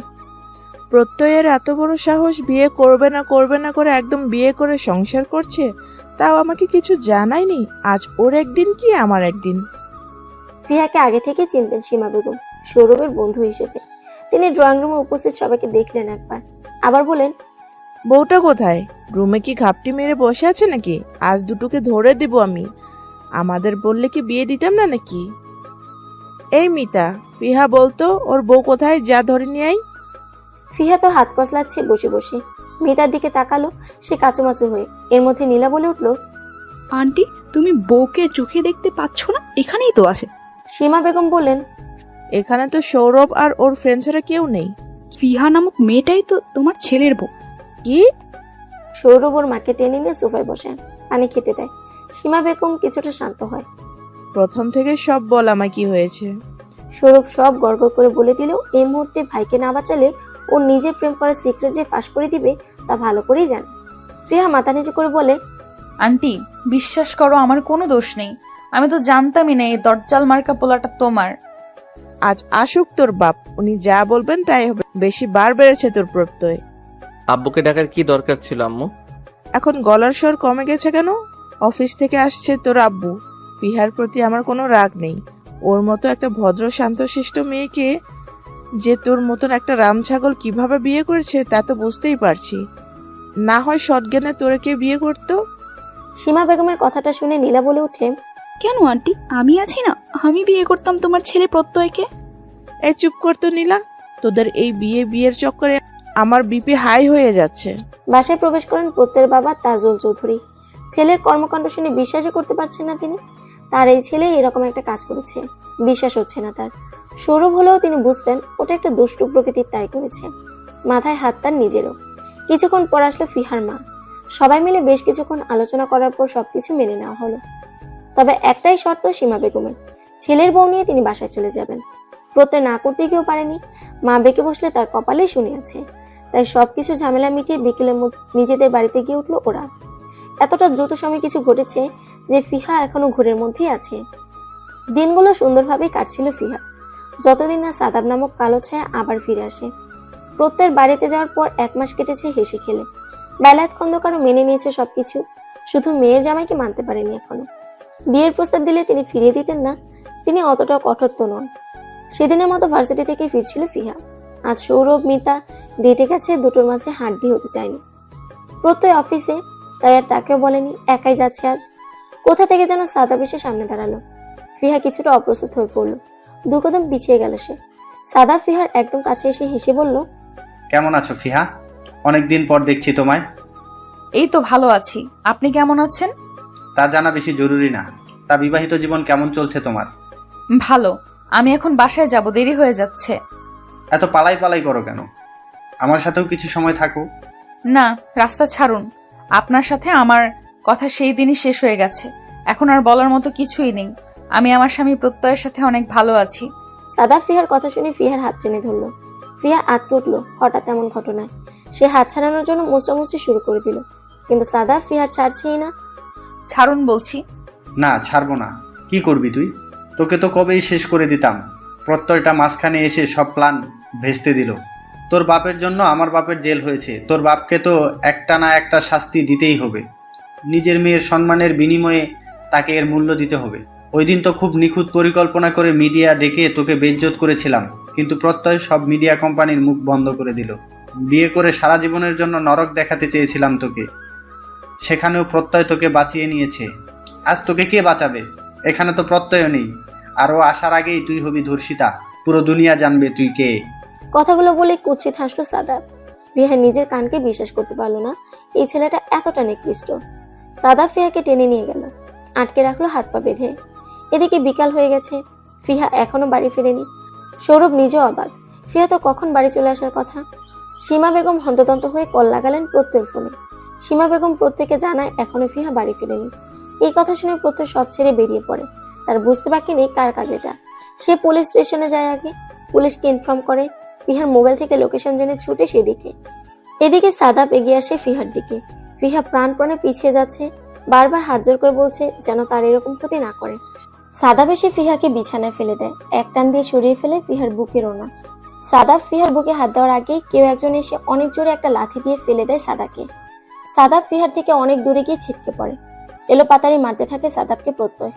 ফিহা ওনা জোরে কাঁদতে থাকে একপাশে দাঁড়িয়ে। পুলিশ এসে নিয়ে যায় সাদাবকে। ফিহা গিয়ে জড়িয়ে ধরে প্রত্যয়কে জড়িয়ে ধরে কান্না করতে থাকে ফিহা। প্রত্যয় ফিহাকে রাগ দেখিয়ে বলে, খবরদার ফিহা, এখন আমাকে একদম ধরবে না তুমি। তোমাকে কতবার করে বলেছি একা একা আসবে না, আমাকে একবার কল করে বলতে পারলে না তুমি? আজ যদি কিছু হয়ে যেত তখন আমার কি হতো একবারও ভেবে দেখেছো তুমি? এই কথা বলে প্রত্যয় যতই ফিহাকে ছাড়াতে যাচ্ছে, ফিহা ততই প্রত্যয়কে শক্ত করে জড়িয়ে ধরেছে, আরো শক্ত করে। ফিহা কোনো মতেই ছাড়তে চাচ্ছে না প্রত্যয়কে। একটা সময় প্রত্যয় খুব শক্ত করে জড়িয়ে ধরে ফিহাকে। প্রত্যয় ফিহাকে বলে, হুশ আর কাঁদে না ফিহা, আমি থাকতে আমার ফিহু পাখিকে কেউ একটা ফুলের টোকাও দিতে পারবে না। সরি, আমি অনেক সরি। আমি আর কোনো দিন একা একা আসবো না। আপনি আমার উপর রাগ করে থাকবেন না, প্লিজ প্লিজ প্লিজ। প্রত্যয় জবাব না দিয়ে ফিহাকে নিয়ে বাসায় চলে যায়। রাতের আকাশে আজ পূর্ণিমার চাঁদ উঠেছে, তারাগুলো জলজল করে মুক্তোর মতো চিকচিক করছে। বারান্দায় দাঁড়িয়ে আছে প্রত্যয়। ফিহার উপর উপরে উপরে রাগ দেখাচ্ছে সে। আসার পর থেকে মেয়েটা কতবার কথা বলার চেষ্টা করছে, আর ও এড়িয়ে যাচ্ছে বারবার মেয়েটাকে। প্রত্যয় নিজের পিঠের উপর কিছু একটা ছোঁয়া পেল। ফিহা পেছন থেকে তাকে জড়িয়ে ধরে দাঁড়িয়ে আছে। প্রত্যয় বলতে গিয়েও বলতে পারেনি ছাড়ো। ফিহার কথা শুনে, আপনি বলেছিলেন কোনো এক প্রণয় প্রহরে আপনি অপেক্ষা করবেন আমার ভালোবাসার। তবে আজ এসেছে সে প্রহর। এই ভরা পূর্ণিমার তিথিতে প্রণয় এসে ধরা দিয়েছে আমার মনে আপনার নামের। আমি ভালোবাসি প্রত্যয়, আপনাকে অনেক বেশি ভালোবাসি। প্রত্যয় ফিহাকে টেনে নিজের মুখোমুখি দাঁড় করায়। চাঁদের আলো এসে মুখে পড়েছে ফিহার। চোখ বন্ধ করে দাঁড়িয়ে আছে মেয়েটি। লজ্জায় লাল হয়ে যাচ্ছে নাকের পাটাতর। মৃদু কাঁদছে নেত্রপল্লব। প্রত্যয় মৃদু কণ্ঠে তাকে ডাকলো, আমার দিকে একটু তাকাও ফিহা। ফিহা চোখ খুলে তাকালো। দুজনের গভীর দৃষ্টি মিলল, যেখানে তাকে কাটিয়ে দেওয়া যাবে দীর্ঘতম সময়। আবার বলো। ফিহা নির্দ্বিধায় বলল, ভালোবাসি। প্রত্যয় ফিহাকে খুব শক্ত করে জড়িয়ে ধরে বলল, আমিও ভালোবাসি ফিহু পাখি। সমাপ্ত। গল্পের শহরে আপনাকে স্বাগত। আপনাদের কাছে যেন আমাদের গল্পের ভিডিওগুলো ভালো লাগে, তাই আপনাদের ভালো লাগার উপর ভিত্তি করে গল্পের শহরের প্রতিটি গল্প সাজানোর চেষ্টা করে যাচ্ছি। আপনাদের ভালো লাগাই আমাদের সার্থকতা। আমাদের গল্পের শহর চ্যানেলটি সাবস্ক্রাইব করে আমাদের পাশেই থাকুন। আমাদের গল্পগুলো যদি আপনাদের কাছে ভালো লাগে, তাহলে আপনারা আমাদের ভিডিওতে লাইক, কমেন্ট অ্যান্ড শেয়ার করে আমাদেরকে ভালো ভালো গল্প আপনাদেরকে উপহার দিতে উৎসাহিত করুন। ভালোবাসায় রাখুন, ভালোবাসায় থাকুন।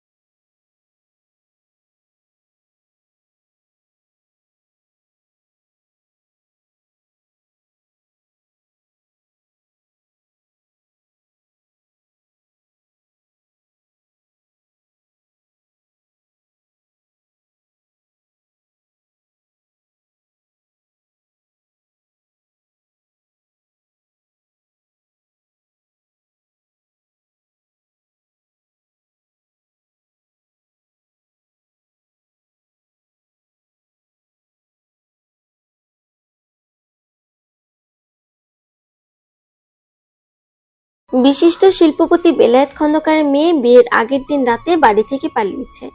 কথাটি বাতাসের গতিতে ছড়িয়ে পড়েছে শহরে। বাড়ির সামনে ভিড় করেছে সাংবাদিকের দল। একপাশে দাঁড়িয়ে আছে পাত্রপক্ষের লোকজন। লজ্জায় মাথা তুলতে পারছে না খন্দকার বংশের কেউই। সাংবাদিকরা বারবার প্রশ্ন করেই যাচ্ছে, মেয়েকে কি মতের বিরুদ্ধে বিয়ে দিচ্ছিলেন খন্দকার সাহেব, নাকি মেয়ে প্রেমিকের সাথে পালিয়েছে? এত মানুষের ভিড় ঠেলে হলুদের সাজে একটি মেয়ে বাড়িতে ঢুকলো, খুব তাড়াহুড়ো করে। সাথে রয়েছে অতি সুদর্শন এক পুরুষ। সাংবাদিকদের মধ্যে কয়েকজন মেয়ে রিপোর্টার ইতিমধ্যে তার দিকে দৃষ্টি নিবদ্ধ করেছে। হাঁ হয়ে দেখে যাচ্ছে যুবকটিকে। যুবকটির সাথে থাকা মেয়েটি এক প্রকার ছুটে যায় বেলায়েত খন্দকারের কাছে, হাঁপাতে হাঁপাতে বলে, আব্বু আমি এসেছি, বিশ্বাস করো আমি ইচ্ছে। মেয়েটির মুখ থেকে আর কোনো কথা বের হওয়ার সুযোগ পেল না। কেউ একজন সর্বশক্তি দিয়ে তার গালে কষিয়ে এক চর বসিয়ে দিয়েছে। মেয়েটি গিয়ে ছিটকে পড়লো মাটিতে। পুরো দৃশ্য হতভম্ব নেত্রে দেখে যাচ্ছে সবাই। সাংবাদিকদের ক্যামেরায় বন্দী হচ্ছে অকপটে সবকিছু। মেয়েটি আবার উঠে দাঁড়ালো। ঠোঁটের কোণ থেকে রক্ত পড়া শুরু হয়ে গেছে। মেয়েকে দেখে সদর দরজা দিয়ে বেরিয়ে আসলো রুমানা খন্দকার, কিন্তু তার পা স্থির হলো স্বামীর বলা কথায়। তুমি যদি ওই মেয়ের দিকে এক পা বাড়াও তো আমি ভুলে যাব তোমার সাথে আদৌ আমার কোনো সম্পর্ক ছিল রোমা। এবার হু হু করে কেঁদে দিল ফিহা। চোখের পানি গড়িয়ে পড়ছে তার নেতিয়ে পড়া গাল বেয়ে। এক রাতে মেয়েটির এই করুণ অবস্থা দেখে আঁচলে মুখ চেপে কেঁদে উঠল রুমানা। ফিহা উদ্ভ্রান্তের ন্যায় আবারও বলতে শুরু করলো, আব্বু বিশ্বাস করো আমি কারোর সাথে পালিয়ে যাইনি, আমাকে কিডন্যাপ করা হয়েছিল। ফিহার কথায় তীক্ষ্ণ দৃষ্টি নিক্ষেপ করলেন বেলায়েত খন্দকার। পাশে দাঁড়িয়ে থাকা লম্বা চওড়া সুদর্শন ছেলেটির দিকেও একবার তাকালো। ছেলেটি কেমন নীরব দর্শকের ন্যায় সবকিছু দেখে যাচ্ছে। তার চোখে মুখে বিরক্ত, রাগ, ভয় কিছুই দেখতে পাচ্ছেন না তিনি। উল্টা এত কিছুর মাঝে একধানে সে তাকিয়ে আছে নিজের হাতে থাকা মোবাইলটির দিকে। বেলায়েত খন্দকার কঠিন কণ্ঠে এক প্রকার ধমকের সুরে বললেন, তোমার কথায় কি প্রমাণ আছে যে তুমি পালিয়ে যাওনি? ফিহা এবার পাশ ফিরে তাকালো যেখানে দাঁড়িয়ে আছে যুবক। ফিহা তার সামনে গিয়ে বলল, আপনি তো আমাকে কথা দিয়েছেন বাসায় নেওয়ার পর বাবাকে সবকিছু খুলে বলবেন। আপনি আসলে ভুলে অন্য কেউ ভেবে আমাকে তুলে নিয়ে গিয়েছিলেন। এখানে আমার কোনো দোষ নেই। আপনি তো আমার হেল্পও করেছেন। নিজের ভুল বুঝতে পেরে আমায় বাসায় পৌঁছে দিয়ে এসেছেন। প্লিজ সব সত্য ঘটনা বাবাকে খুলে বলুন। কি সব বলছো ডার্লিং? কবে এরকম কথা হলো আমাদের মাঝে? প্রত্যেক কথায় যেন মাথায় আকাশ ভেঙে পড়ল ফিহা। ছেলেটি রাস্তায় তাকে আশ্বস্ত করেছে সবকিছু খুলে বলবে, তবে এখন মিথ্যা কেন বলছে? আপনি এমন করছেন কেন মিস্টার প্রত্যয়? আপনি তো সবকিছু বললেন, এখানে নিয়ে আসলেন, এখন মিথ্যা কেন বলছেন? প্লিজ এমন করবেন না। আপনার জন্য আমি চাই না আমার বাবার কোনো অসম্মান হোক। দয়া করে সত্যিটা বলুন। তুমি কেন মিথ্যা বলছো ফিহা? আমাদের এতদিনের সম্পর্ক তুমি অস্বীকার করছো। তোমার বাবার ভয়ে তো তুমি পালিয়েছিলে, আর তুমি তো আমায় বলেছো বাসায় গিয়ে বাবাকে তুমি জানাবে তুমি যাকে ভালোবাসো তাকে বিয়ে করতে যাচ্ছ। তুমি তার হাতে কাঠপুতলি নাও। ফিহা আবার জোরে শব্দ করে কেঁদে দিল। সে তার বাবাকে ভীষণ ভালোবাসে। তার বাবা তাকে পছন্দ না করলেও তার প্রতি মানুষটির বিশ্বাস ছিল, যা কিনা এই ছেলেটির জন্য ভেঙে চুরমার হয়ে গেছে। এই মুহূর্তে নিজেকে পৃথিবীর সবচেয়ে অসহায় মানুষ বলে মনে হচ্ছে তার। কেন তার সাজানো গোছানো জীবনে প্রত্যয় নামক ঝড় আসলো, সবকিছু লন্ডভন্ড করে দিল। ফিহার চোখ গেল দূরে দাঁড়িয়ে থাকা সাদাবের দিকে। মানুষটিকে দেখে ফিহার চোখ চকচক করে উঠল। এই মানুষটি হয়তো তাকে ফিরিয়ে দিবে না। ফিহা দৌড়ে গেল সাদাবের সামনে। সাদাবের এক হাত ধরে বলল, সাদাব, আপনি আমার কথা বিশ্বাস করুন প্লিজ। আমি এই লোকটার সাথে যাইনি, আমি তাকে এর আগে কখনো দেখিনি পর্যন্ত। বিশ্বাস করুন, আমাদের মাঝে কোনো সম্পর্ক নেই। উনি মিথ্যা কথা বলছেন। সাদাব তাকালো প্রত্যয়ের দিকে। প্রত্যয়ের মুখে বাঁকা হাসি বিদ্যমান। সে এক হাতে নিজের চুল ঠিক করতে ব্যস্ত। সাদাব রাগে নিজের হাত মুষ্টিবদ্ধ করে নিল। চোখ বুজে নিয়ে ভিতরে থাকা রাগটা দমানোর চেষ্টা করলো। মনে মনে বলল, তুই কাজটা ঠিক করিসনি প্রত্যয়, এর মূল্য তোকে দিতে হবে। ফিহার কান্নারত মুখের দিকে তাকিয়ে যেই না সাদাব কিছু বলতে যাবে, পেছন থেকে সাদাবের মা এক প্রকার চিৎকার করে উঠলেন। এক প্রকার তেড়ে এসে ফিহার হাত সাদাবের হাত থেকে ছাড়িয়ে নিয়ে তাকে ধাক্কা মেরে দিল। তাল সামলাতে না পেরে যখনই পড়ে যেতে নিবে, পিছন থেকে একজোড়া বলিষ্ঠ হাত তাকে আগলে নিল। ফিহা ভয়ে চোখ বন্ধ করে নিয়েছে। সাদাবের মায়ের মুখে যেন কথার খই ফুটেছে। তিনি বলেই চলেছে, বেহায়া মেয়ে মানুষ, এক ছেলের সাথে এক রাত কাটিয়ে এসে আবার আমার ছেলেকে ফোসলানো হচ্ছে। আমার ছেলের সাথে ভালোবাসার নাটক করার কী দরকার ছিল? একজনে মন ভরে না নাকি? কজন লাগে তোর? নির্লজ্জ মেয়ে মানুষ, বাপ মা সঠিক শিক্ষা দিতে পারেনি, প্রেমিক নিয়ে পালিয়ে গিয়ে আবার এখন এই মুখ নিয়ে এখানে যাত্রাপালা করতে এসেছে। ওই মেয়ে, তোর মাঝে কি লজ্জার ছিটে ফোঁটাও নেই নাকি? আমার ছেলের থেকে দূরে থাক। ছেলের পছন্দ বলে বিয়েতে মত দিয়েছিলাম, দেখে তো বোঝাই যায়নি মেয়ের পেটে পেটে এত শয়তানি। ফিহা চোখ খুলে দেখলো নিজের অবস্থান, নিজেকে প্রত্যয়ের বাহুতে আবদ্ধ। শুধু একটা কথাই ধরা দিল মন মস্তিষ্কে, প্রতারক। নিজেকে ছাড়ানোর চেষ্টা করলো পুরো দমে, কিন্তু ছেলেটি শক্তির কাছে পেরে উঠলো না তার ছোটখাটো দেহটা। বাধ্য হয়ে রাগ মিশ্রিত কণ্ঠে বলে উঠল, ছাড়ুন বলছি, ছাড়ুন। আমাকে ধরার সাহস কি করে হয় আপনার? দূরে সরুন। প্রত্যয় হাসলো। কি অমায়িকভাবে হাসে ছেলেটি। এই হাসিতে ঘায়েল হবে শত শত রমণী, তবে ফিহার কাছে এই হাসিটি বিষাক্ত লাগছে। এর থেকে বিদঘুটি কিছু হয়তো দেখেনি কখনো। সাদাবের মা সাদাবের হাত টেনে বলল, আর এক মুহূর্তও নয় এখানে। তোর জন্য এর থেকে সুন্দর ভালো ভদ্র মেয়ে খুঁজে এনে দিব। তোর ভাগ্য ভালো এরকম একটা মেয়েকে বিয়ে করার থেকে বেঁচে গেলি। সাদাবের চোখ মুখ লাল হয়ে এসেছে। সে কিছু বলতেও পারছে না। মায়ের বাধ্য ছেলে সে। তাকিয়ে আছে অন্যের বাহুবন্ধনে আবদ্ধ দাঁড়িয়ে থাকা মেয়েটিকে। মেয়েটির চোখে মুখে আকুতি, টানা টানা চোখ দুটো যেন বলে যাচ্ছে, প্লিজ আমাকে রেখে যাবেন না সাদাব। বিশ্বাস করুন, আমার ভালোবাসা মিথ্যে নয়। আমাকে একবার বিশ্বাস করুন, দয়া করে আমাকে ভুল বুঝবেন না। নিজেকে এই মুহূর্তে বড় কাপুরুষ মনে হচ্ছে সাদাবের। কেন সে মুখ ফুটে মায়ের বিরোধিতা করতে পারছে না? কেন ভালোবাসার মানুষের পাশে দাঁড়াতে পারছে না? ফিহা অশ্রুসিক্ত নয়নে দেখলো ভালোবাসার মানুষের প্রস্থান। যে মানুষটাকে ঘিরে ছিল তার হাজারো রঙিন স্বপ্ন, যে মানুষটিকে ভালোবেসে সে বুঝেছিল ভালোবাসা কি, প্রেম কি, সে মানুষটিও আজ তাকে ভুল বুঝলো, বাকি সবার মতোই দূরে ঠেলে দিল। এতটা নিষ্ঠুর কেন সবকিছু? কাল সন্ধ্যায় তো সবকিছু ঠিক ছিল। কিছু মুহূর্তে এভাবে সবটা শেষ না হলেও তো পারত। ফিহাকে এবারে টেনে নিয়ে গেল প্রত্যয় নামক মানুষটি। ফিহা রক্ত শূন্য চোখে তাকিয়েছে শুধু। মুখটা ফ্যাকাশে হয়ে গেছে উজ্জ্বল শ্যামলা বর্ণের মেয়েটির। চোখ দুটি ফুলে গেছে। নাকের পাটাতনটি যেন টকটকে টমেটো। ফুফানোর ফলে থেমে থেমে কেঁপে উঠছে লাল হয়ে যাওয়া ওষ্ঠদয়। প্রত্যয় ফিহাকে নিয়ে এসে দাঁড়ালো বেলায়েত খন্দকারের সামনে। বাড়িতে নীরবতা বিরাজমান, কারো মুখে কোনো রান নেই। কিছু সময় পর পর শোনা যাচ্ছে সাংবাদিকদের ফিসফিসানি শব্দ। বেলায়েত খন্দকার তাকালেন মেয়ের দিকে, তবুও তার পাষাণ মন গলল না। ধরেই নিলেন মেয়ের চোখ জল শুধু লোক দেখানো। তিনি তাচ্ছিল্যের সুরে বললেন, আর কি করার বাকি আছে? তোমাদের যা তামাশা দেখানো তা তো দেখিয়ে ফেলেছ ইতিমধ্যে। আর কত লোক হাসাবে তোমরা? এবার বেরিয়ে যাও আমার বাড়ি থেকে। এই মুখ নিয়ে আর আমার কাছে ফিরবে না তুমি। মনে রেখো, আজ থেকে আমার এক মেয়ে, আর কেউ নেই। যে ছিল সে কাল রাতেই মারা গেছে। প্রত্যয়ের মুখে শুকনো হাসি দেখা গেল।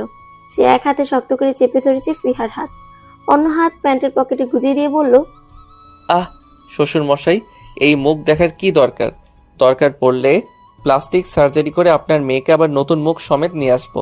আপনার মেয়ের একমাত্র জামাই বলে কথা, তার জন্য আমি সবকিছুই করতে পারি। আপনি কোনো চিন্তাই করবেন না, তাকে আমি সুখে শান্তিতে রাখবো। একটা মাত্র বউ আমার, আপনি শুধু দোয়া করবেন শ্বশুর মশাই। বলেই এক লাফে পা ছুঁয়ে আবার উঠে গেল। মাথায় হাত বুলিয়ে চোখ মুখ শক্ত করে চিবিয়ে চিবিয়ে বলল, শুধু আপনি আমার কলিজার বাবা বলে ছেড়ে দিচ্ছি, না হয় যে হাত দিয়ে তাকে আঘাত করেছেন সে হাত আমি ভেঙে গুড়িয়ে দিতাম। ফিহা ভীষণ ক্ষিপ্ত হলো। কে এই ছেলে? কোথা থেকে উড়ে এসে জুড়ে বসেছে? কখন থেকে বউ বউ করে যাচ্ছে? কে তার বউ? কবের বউ? কিসের বউ? বিয়ে হলো কোন সময়? তার বাবা তাকে মারুক কাটুক যাই করুক, সে তাকে ছেড়ে কোথাও যাবে না। বুঝালে একদিন ঠিক বুঝবে। এই আপনার সাহস হয় কি করে আমার আব্বুর সাথে এইভাবে কথা বলার? কি সব বলে যাচ্ছেন কখন থেকে? আপনি এখান থেকে চলে যান বলছি। আমার আব্বু আমাকে মেরে ফেললেও আমি তার কাছেই থাকবো। বেলায়েত খন্দকার এবার চিৎকার করে বললেন, তোমরা কি এখান থেকে যাবে নাকি আমি দারোয়ান ডেকে ঘাড় ধাক্কা দিয়ে বের করে দেব? ফিহা করুণ কণ্ঠে ডাকলো, আব্বু। কে তোমার আব্বু? তোমার আব্বু মারা গেছে, এখান থেকে চলে যাও। বলেই বাড়ির ভিতর চলে গেলেন তিনি। ফিহা সেদিকে তাকিয়ে রইল অপলক। রুমানার চক্ষু শীতল, চেয়েও তিনি মেয়েকে আগলে রাখতে পারলেন না। চলে গেলেন দৃষ্টিগোচরে। ফিহা তাকিয়ে দেখলো বাবা মায়ের প্রস্থান। হাতে টান অনুভব করলো সে। প্রত্যয় নামক ব্যক্তি তাকে টেনে নিয়ে যাচ্ছে নিজের সাথে। ফিহা হাত ছাড়ানোর চেষ্টা করে যাচ্ছে, মুখে বলছে, ছাড়ুন আমায়। কোথায় নিয়ে যাচ্ছেন? আমি যাব না আপনার সাথে। কিন্তু কোনো লাভ হলো না। প্রত্যয় তাকে টেনে নিয়ে যাচ্ছে গরুর মতো। প্রত্যয় গাড়ির দরজা খুলে ভিতরে এক প্রকার ছুঁড়ে মারলো ফিহাকে। হাতে ব্যথায় মৃদু আর্তনাদ করে উঠল মেয়েটি। প্রত্যয় গাড়িতে উঠে গাড়ি স্টার্ট দিল। তার চোখে মুখে রাগের ছাপ স্পষ্ট। গাড়ি চালাচ্ছে ফুল স্পিডে। ফিহা চোখ বন্ধ করে ফুফিয়ে কেঁদে চলেছে। প্রত্যয় ধমকে বলল, একদম ফ্যাস ফ্যাস করবে না, কানের নিচে এক ধাক্কাতে গাড়ি থেকে ফেলে দিব বলে দিলাম। কেঁপে উঠল ফিহা, তবে কান্না বন্ধ করলো না। তা দেখে আরেক দফাও ধমক দিল প্রত্যয়। ফিহা এবার মুখ চেপে ধরেছে নিজের, যাতে শব্দ না হয়। অন্য পাশে মুখ ফিরে ভেবে চলেছে রাতের কথা। গায়ে হলুদের অনুষ্ঠান শেষে রুমে গিয়ে ফ্রেশ হওয়ার পর তার এক কাজিন এসে বলল নিচে সাদাব এসেছে তাকে দেখতে। সে না গেলে নাকি সাদাব উপরে উঠে আসবে। ফিহা সাত পাঁচ না ভেবে এক ছুটে গিয়েছিল প্রিয় মানুষটির কাছে। ফিহা সেই ভার্সিটির লাইফের প্রথম থেকে পছন্দ করত সাদাবকে। ছেলেটি ছিল ভার্সিটির সিনিয়র। তারা ভর্তি হওয়ার সময় গ্র্যাজুয়েট কমপ্লিট করে ফেলেছে। লম্বা চওড়া ফর্সা এক যুবক, যে কোনো নারীর মনে সহজে ধরা দেওয়ার মতো। ফিহা শুধু তার রূপের প্রেমে পড়েনি, ছেলেটির ব্যক্তিত্বও ছিল নজরকাড়া। ভার্সিটির ছাত্রদলীয় সবকিছুতে থাকতো সে। কারো কোনো অসুবিধা হলে সলভ করে দিত হাতের তরিতে। সেই মানুষটির সাথে নিজে বিয়ে ঠিক হবে বিষয়টি সে কল্পনাও করতে পারেনি। ছেলে নিজে থেকে প্রস্তাব পাঠিয়েছে বাড়িতে। এত সহজে ভালোবাসার মানুষটিকে পেয়ে যাবে ভেবেই খুশিতে আত্মহারা হয়ে পড়েছিল তার অবচেতন মন। সেদিন সাদাবের সাথে দেখা করতে বাড়ির বাইরে গিয়েছিল ঠিকই, কিন্তু পরবর্তীতে নিজেকে আবিষ্কার করেছিল কারো রুমে তাকে বিছানায় রাখা হয়েছে। তবে বেঁধে রাখেনি, রুমও লক করা ছিল না। খুবই পরিপাটি একটা গুছানো ঘর। সেখানেই তার দেখা হয় প্রত্যয়ের সাথে। প্রত্যয় তার সাথে খারাপ কিছু করেনি। ফিহার কান্না করা দেখে সে বলেছিল সকালেই তাকে বাড়ি পৌঁছে দিবে আর নিজের ভুল স্বীকার করে নেবে। কিন্তু কিছুই ঘটল না। যে মানুষটির ব্যক্তিত্বের প্রেমে পড়েছিল সেই মানুষটিও তাকে একা করে চলে গেছে। নিজের বাবা মাও তাকে বিশ্বাস করেনি। তার পরবর্তী জীবনে কি হবে তাও সে জানে না। এরকম মূল্যহীন জীবনের দায় সে বয়ে বেড়াতে পারবে না। মনে মনে এক কঠিন সিদ্ধান্ত নিল ফিহা। একবার তাকালো ড্রাইভিং সিটে বসে থাকা মানুষটির দিকে, পরে চোখ বুজে প্রস্তুতি নিল গাড়ি থেকে ঝাঁপ দেওয়ার। যেই স্পিডে গাড়ি চলছে আর মেইন রোডে একবার নিচে পড়লে সব শেষ। যে ভাবনা সে কাজ। ফিহা জোরে প্রেস করলো দরজার লকের উপর, ঝাঁপ দিল বাহিরে। এত মরার শখ তোর? তোকে তো আমি নিজের হাতে খুন করব। তুই যা করেছিস তারপর এখনো তোকে বাঁচিয়ে রেখেছি, এটাই তো অনেক। ফাহমিদ আল প্রত্যয়ের একটা নখছর সাহস কেউ করে না, তুই তার একমাত্র পস। কথা সম্পূর্ণ না করে গাড়ির স্টিয়ারিং এ জোরে এক ঘুষি বসিয়ে দিল প্রত্যয়। ফর্সা চেহারায় যেন রক্তের ছোপ ছোপ দাগ পড়ে গেছে। রাগের ফলে পুরো মুখ এতটাই লাল বর্ণ ধারণ করেছে তা দেখে রীতিমতো কাঁপছে ফিহা। ফিহা যখনই গাড়ির দরজা খুলে ঝাঁপ দিতে যাবে ঠিক সেই মুহূর্তে প্রত্যয় গাড়ির দরজা অপর পাশ থেকে লক করে জোরে ব্রেক কষে। ভরা রাস্তায় আচমকা ব্রেক করায় ট্রাফিক পুলিশের কবলে পড়তে হয়। প্রত্যয় সবকিছু সামলে একপাশে নির্জন জায়গা দেখে গাড়ি পার্ক করে। ফিহা মাথা নিচু করে বসে আছে। তাকানোর মতো সাহস হচ্ছে না। প্রত্যয় নিজের চুল টেনে ধরেছে রাগ নিয়ন্ত্রণ করার জন্য। কিছু সময় পর গাড়ি স্টার্ট দেয় প্রত্যয়। ফিহার আর কিছু করার সাহস হয় না। এখন মনে হচ্ছে সে যদি মরেও যায় কবর থেকে উঠিয়ে সমস্ত শক্তি দিয়ে গালে চড় বসাবে এই প্রত্যয় নামক মানুষটা। ফিহার বুঝে আসছে না কেন এই ছেলে তার সাথে এমন করছে। তার সাথে তো এই লোকের কোনোদিন দেখাও হয়নি। কোন সময় শত্রুতা ফলাচ্ছে এখন। ফিহা চোখ বন্ধ করে সিটে মাথা এলিয়ে দিল। কিছুক্ষণ পরে গাড়ি থামলো। প্রত্যয় নেমে ফিহার পাশের দরজাটা খুলে দিল। ফিহা নেমে গেল। প্রত্যয় ফিহার এক হাত চেপে ধরে সাথে এক প্রকার টেনে নিয়ে যাচ্ছে। এখানে সে রাতে ছিল, আবছা হলো বাড়িটা দেখে চিনতে পারছে। লিফটে উঠলো না প্রত্যয়, সিঁড়ি বেয়ে উঠছে। যেন সব রাগ পা দিয়ে সিঁড়ির উপর যাচ্ছে ছেলেটি। ফিহার মনে হলো তার হাত ব্যথায় এবার খসে পড়ে যাবে। হাত দিয়ে ঠোঁট চেপে ধরেছে। যতই হোক তার মনে হলো সে এখন আর্তনাদ করলো পাশের মানুষটি রেগে যাবে। ফ্ল্যাটের দরজাটা খুললো সশব্দে। ফিহাকে সোফার কাছে নিয়ে ছুঁড়ে মারল প্রত্যয়। নিজে চলে গেল রুমের ভিতরে। কিছু সময় পর হাতে শপিং ব্যাগ নিয়ে হাজির হয়। ব্যাগগুলো ফিহার দিকে এগিয়ে দিয়ে ভরাট পুরুষালী কণ্ঠে বলে, যাও গিয়ে রেডি হয়ে আসো। ফিহা তাকালো ব্যাগের দিক। ব্যাগের ভিতর বেনারসি শাড়ি আর প্রয়োজনীয় সবকিছু আছে। চোখ বড় বড় করে তাকালো ফিহা। ও বউ কেন সাজবে? নিজের উৎকণ্ঠা চেপে রাখতে না পেরে ফিহা চেঁচিয়ে বলে উঠল, আমি বউ কেন সাজবো? কি মতলব আপনার?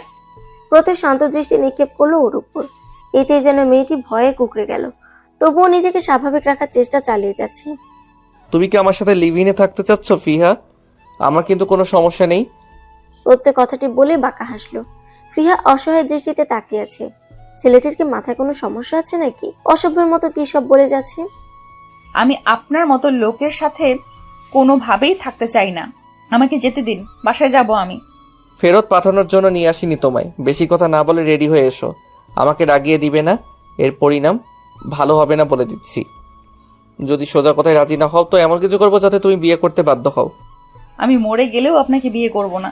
আমি সাদাফকে ভালোবাসি, অন্য কাউকে বিয়ে করতে পারবো না আমি। প্রত্যয় একটানে ফিহাকে নিজের কাছে নিয়ে আসে, নিজের ওষ্ঠদর দিয়ে চেপে ধরে ফিহার ফিনফিনে পাতলা ঠোঁট। ফিহা হতভম্ব হয়ে যায়। কি হয়েছে বুঝতে ওর কিছু সময় ব্যয় করতে হয়। নিজেকে ছাড়ানোর জন্য ফিহা নিজের হাত পা ছুটাতে থাকে, এলোপাথারি কিলঘুষি মারতে থাকে প্রত্যয়ের বুকে। তবুও মানুষটিকে এক চুল পরিমাণও সরাতে পারেনি সে। বেশ সময় পর প্রত্যয় এক প্রকার ছুঁড়ে দূরে ফেলে দেয় ফিহাকে। ফিহার চোখ থেকে অনবরত পানি পড়ছে।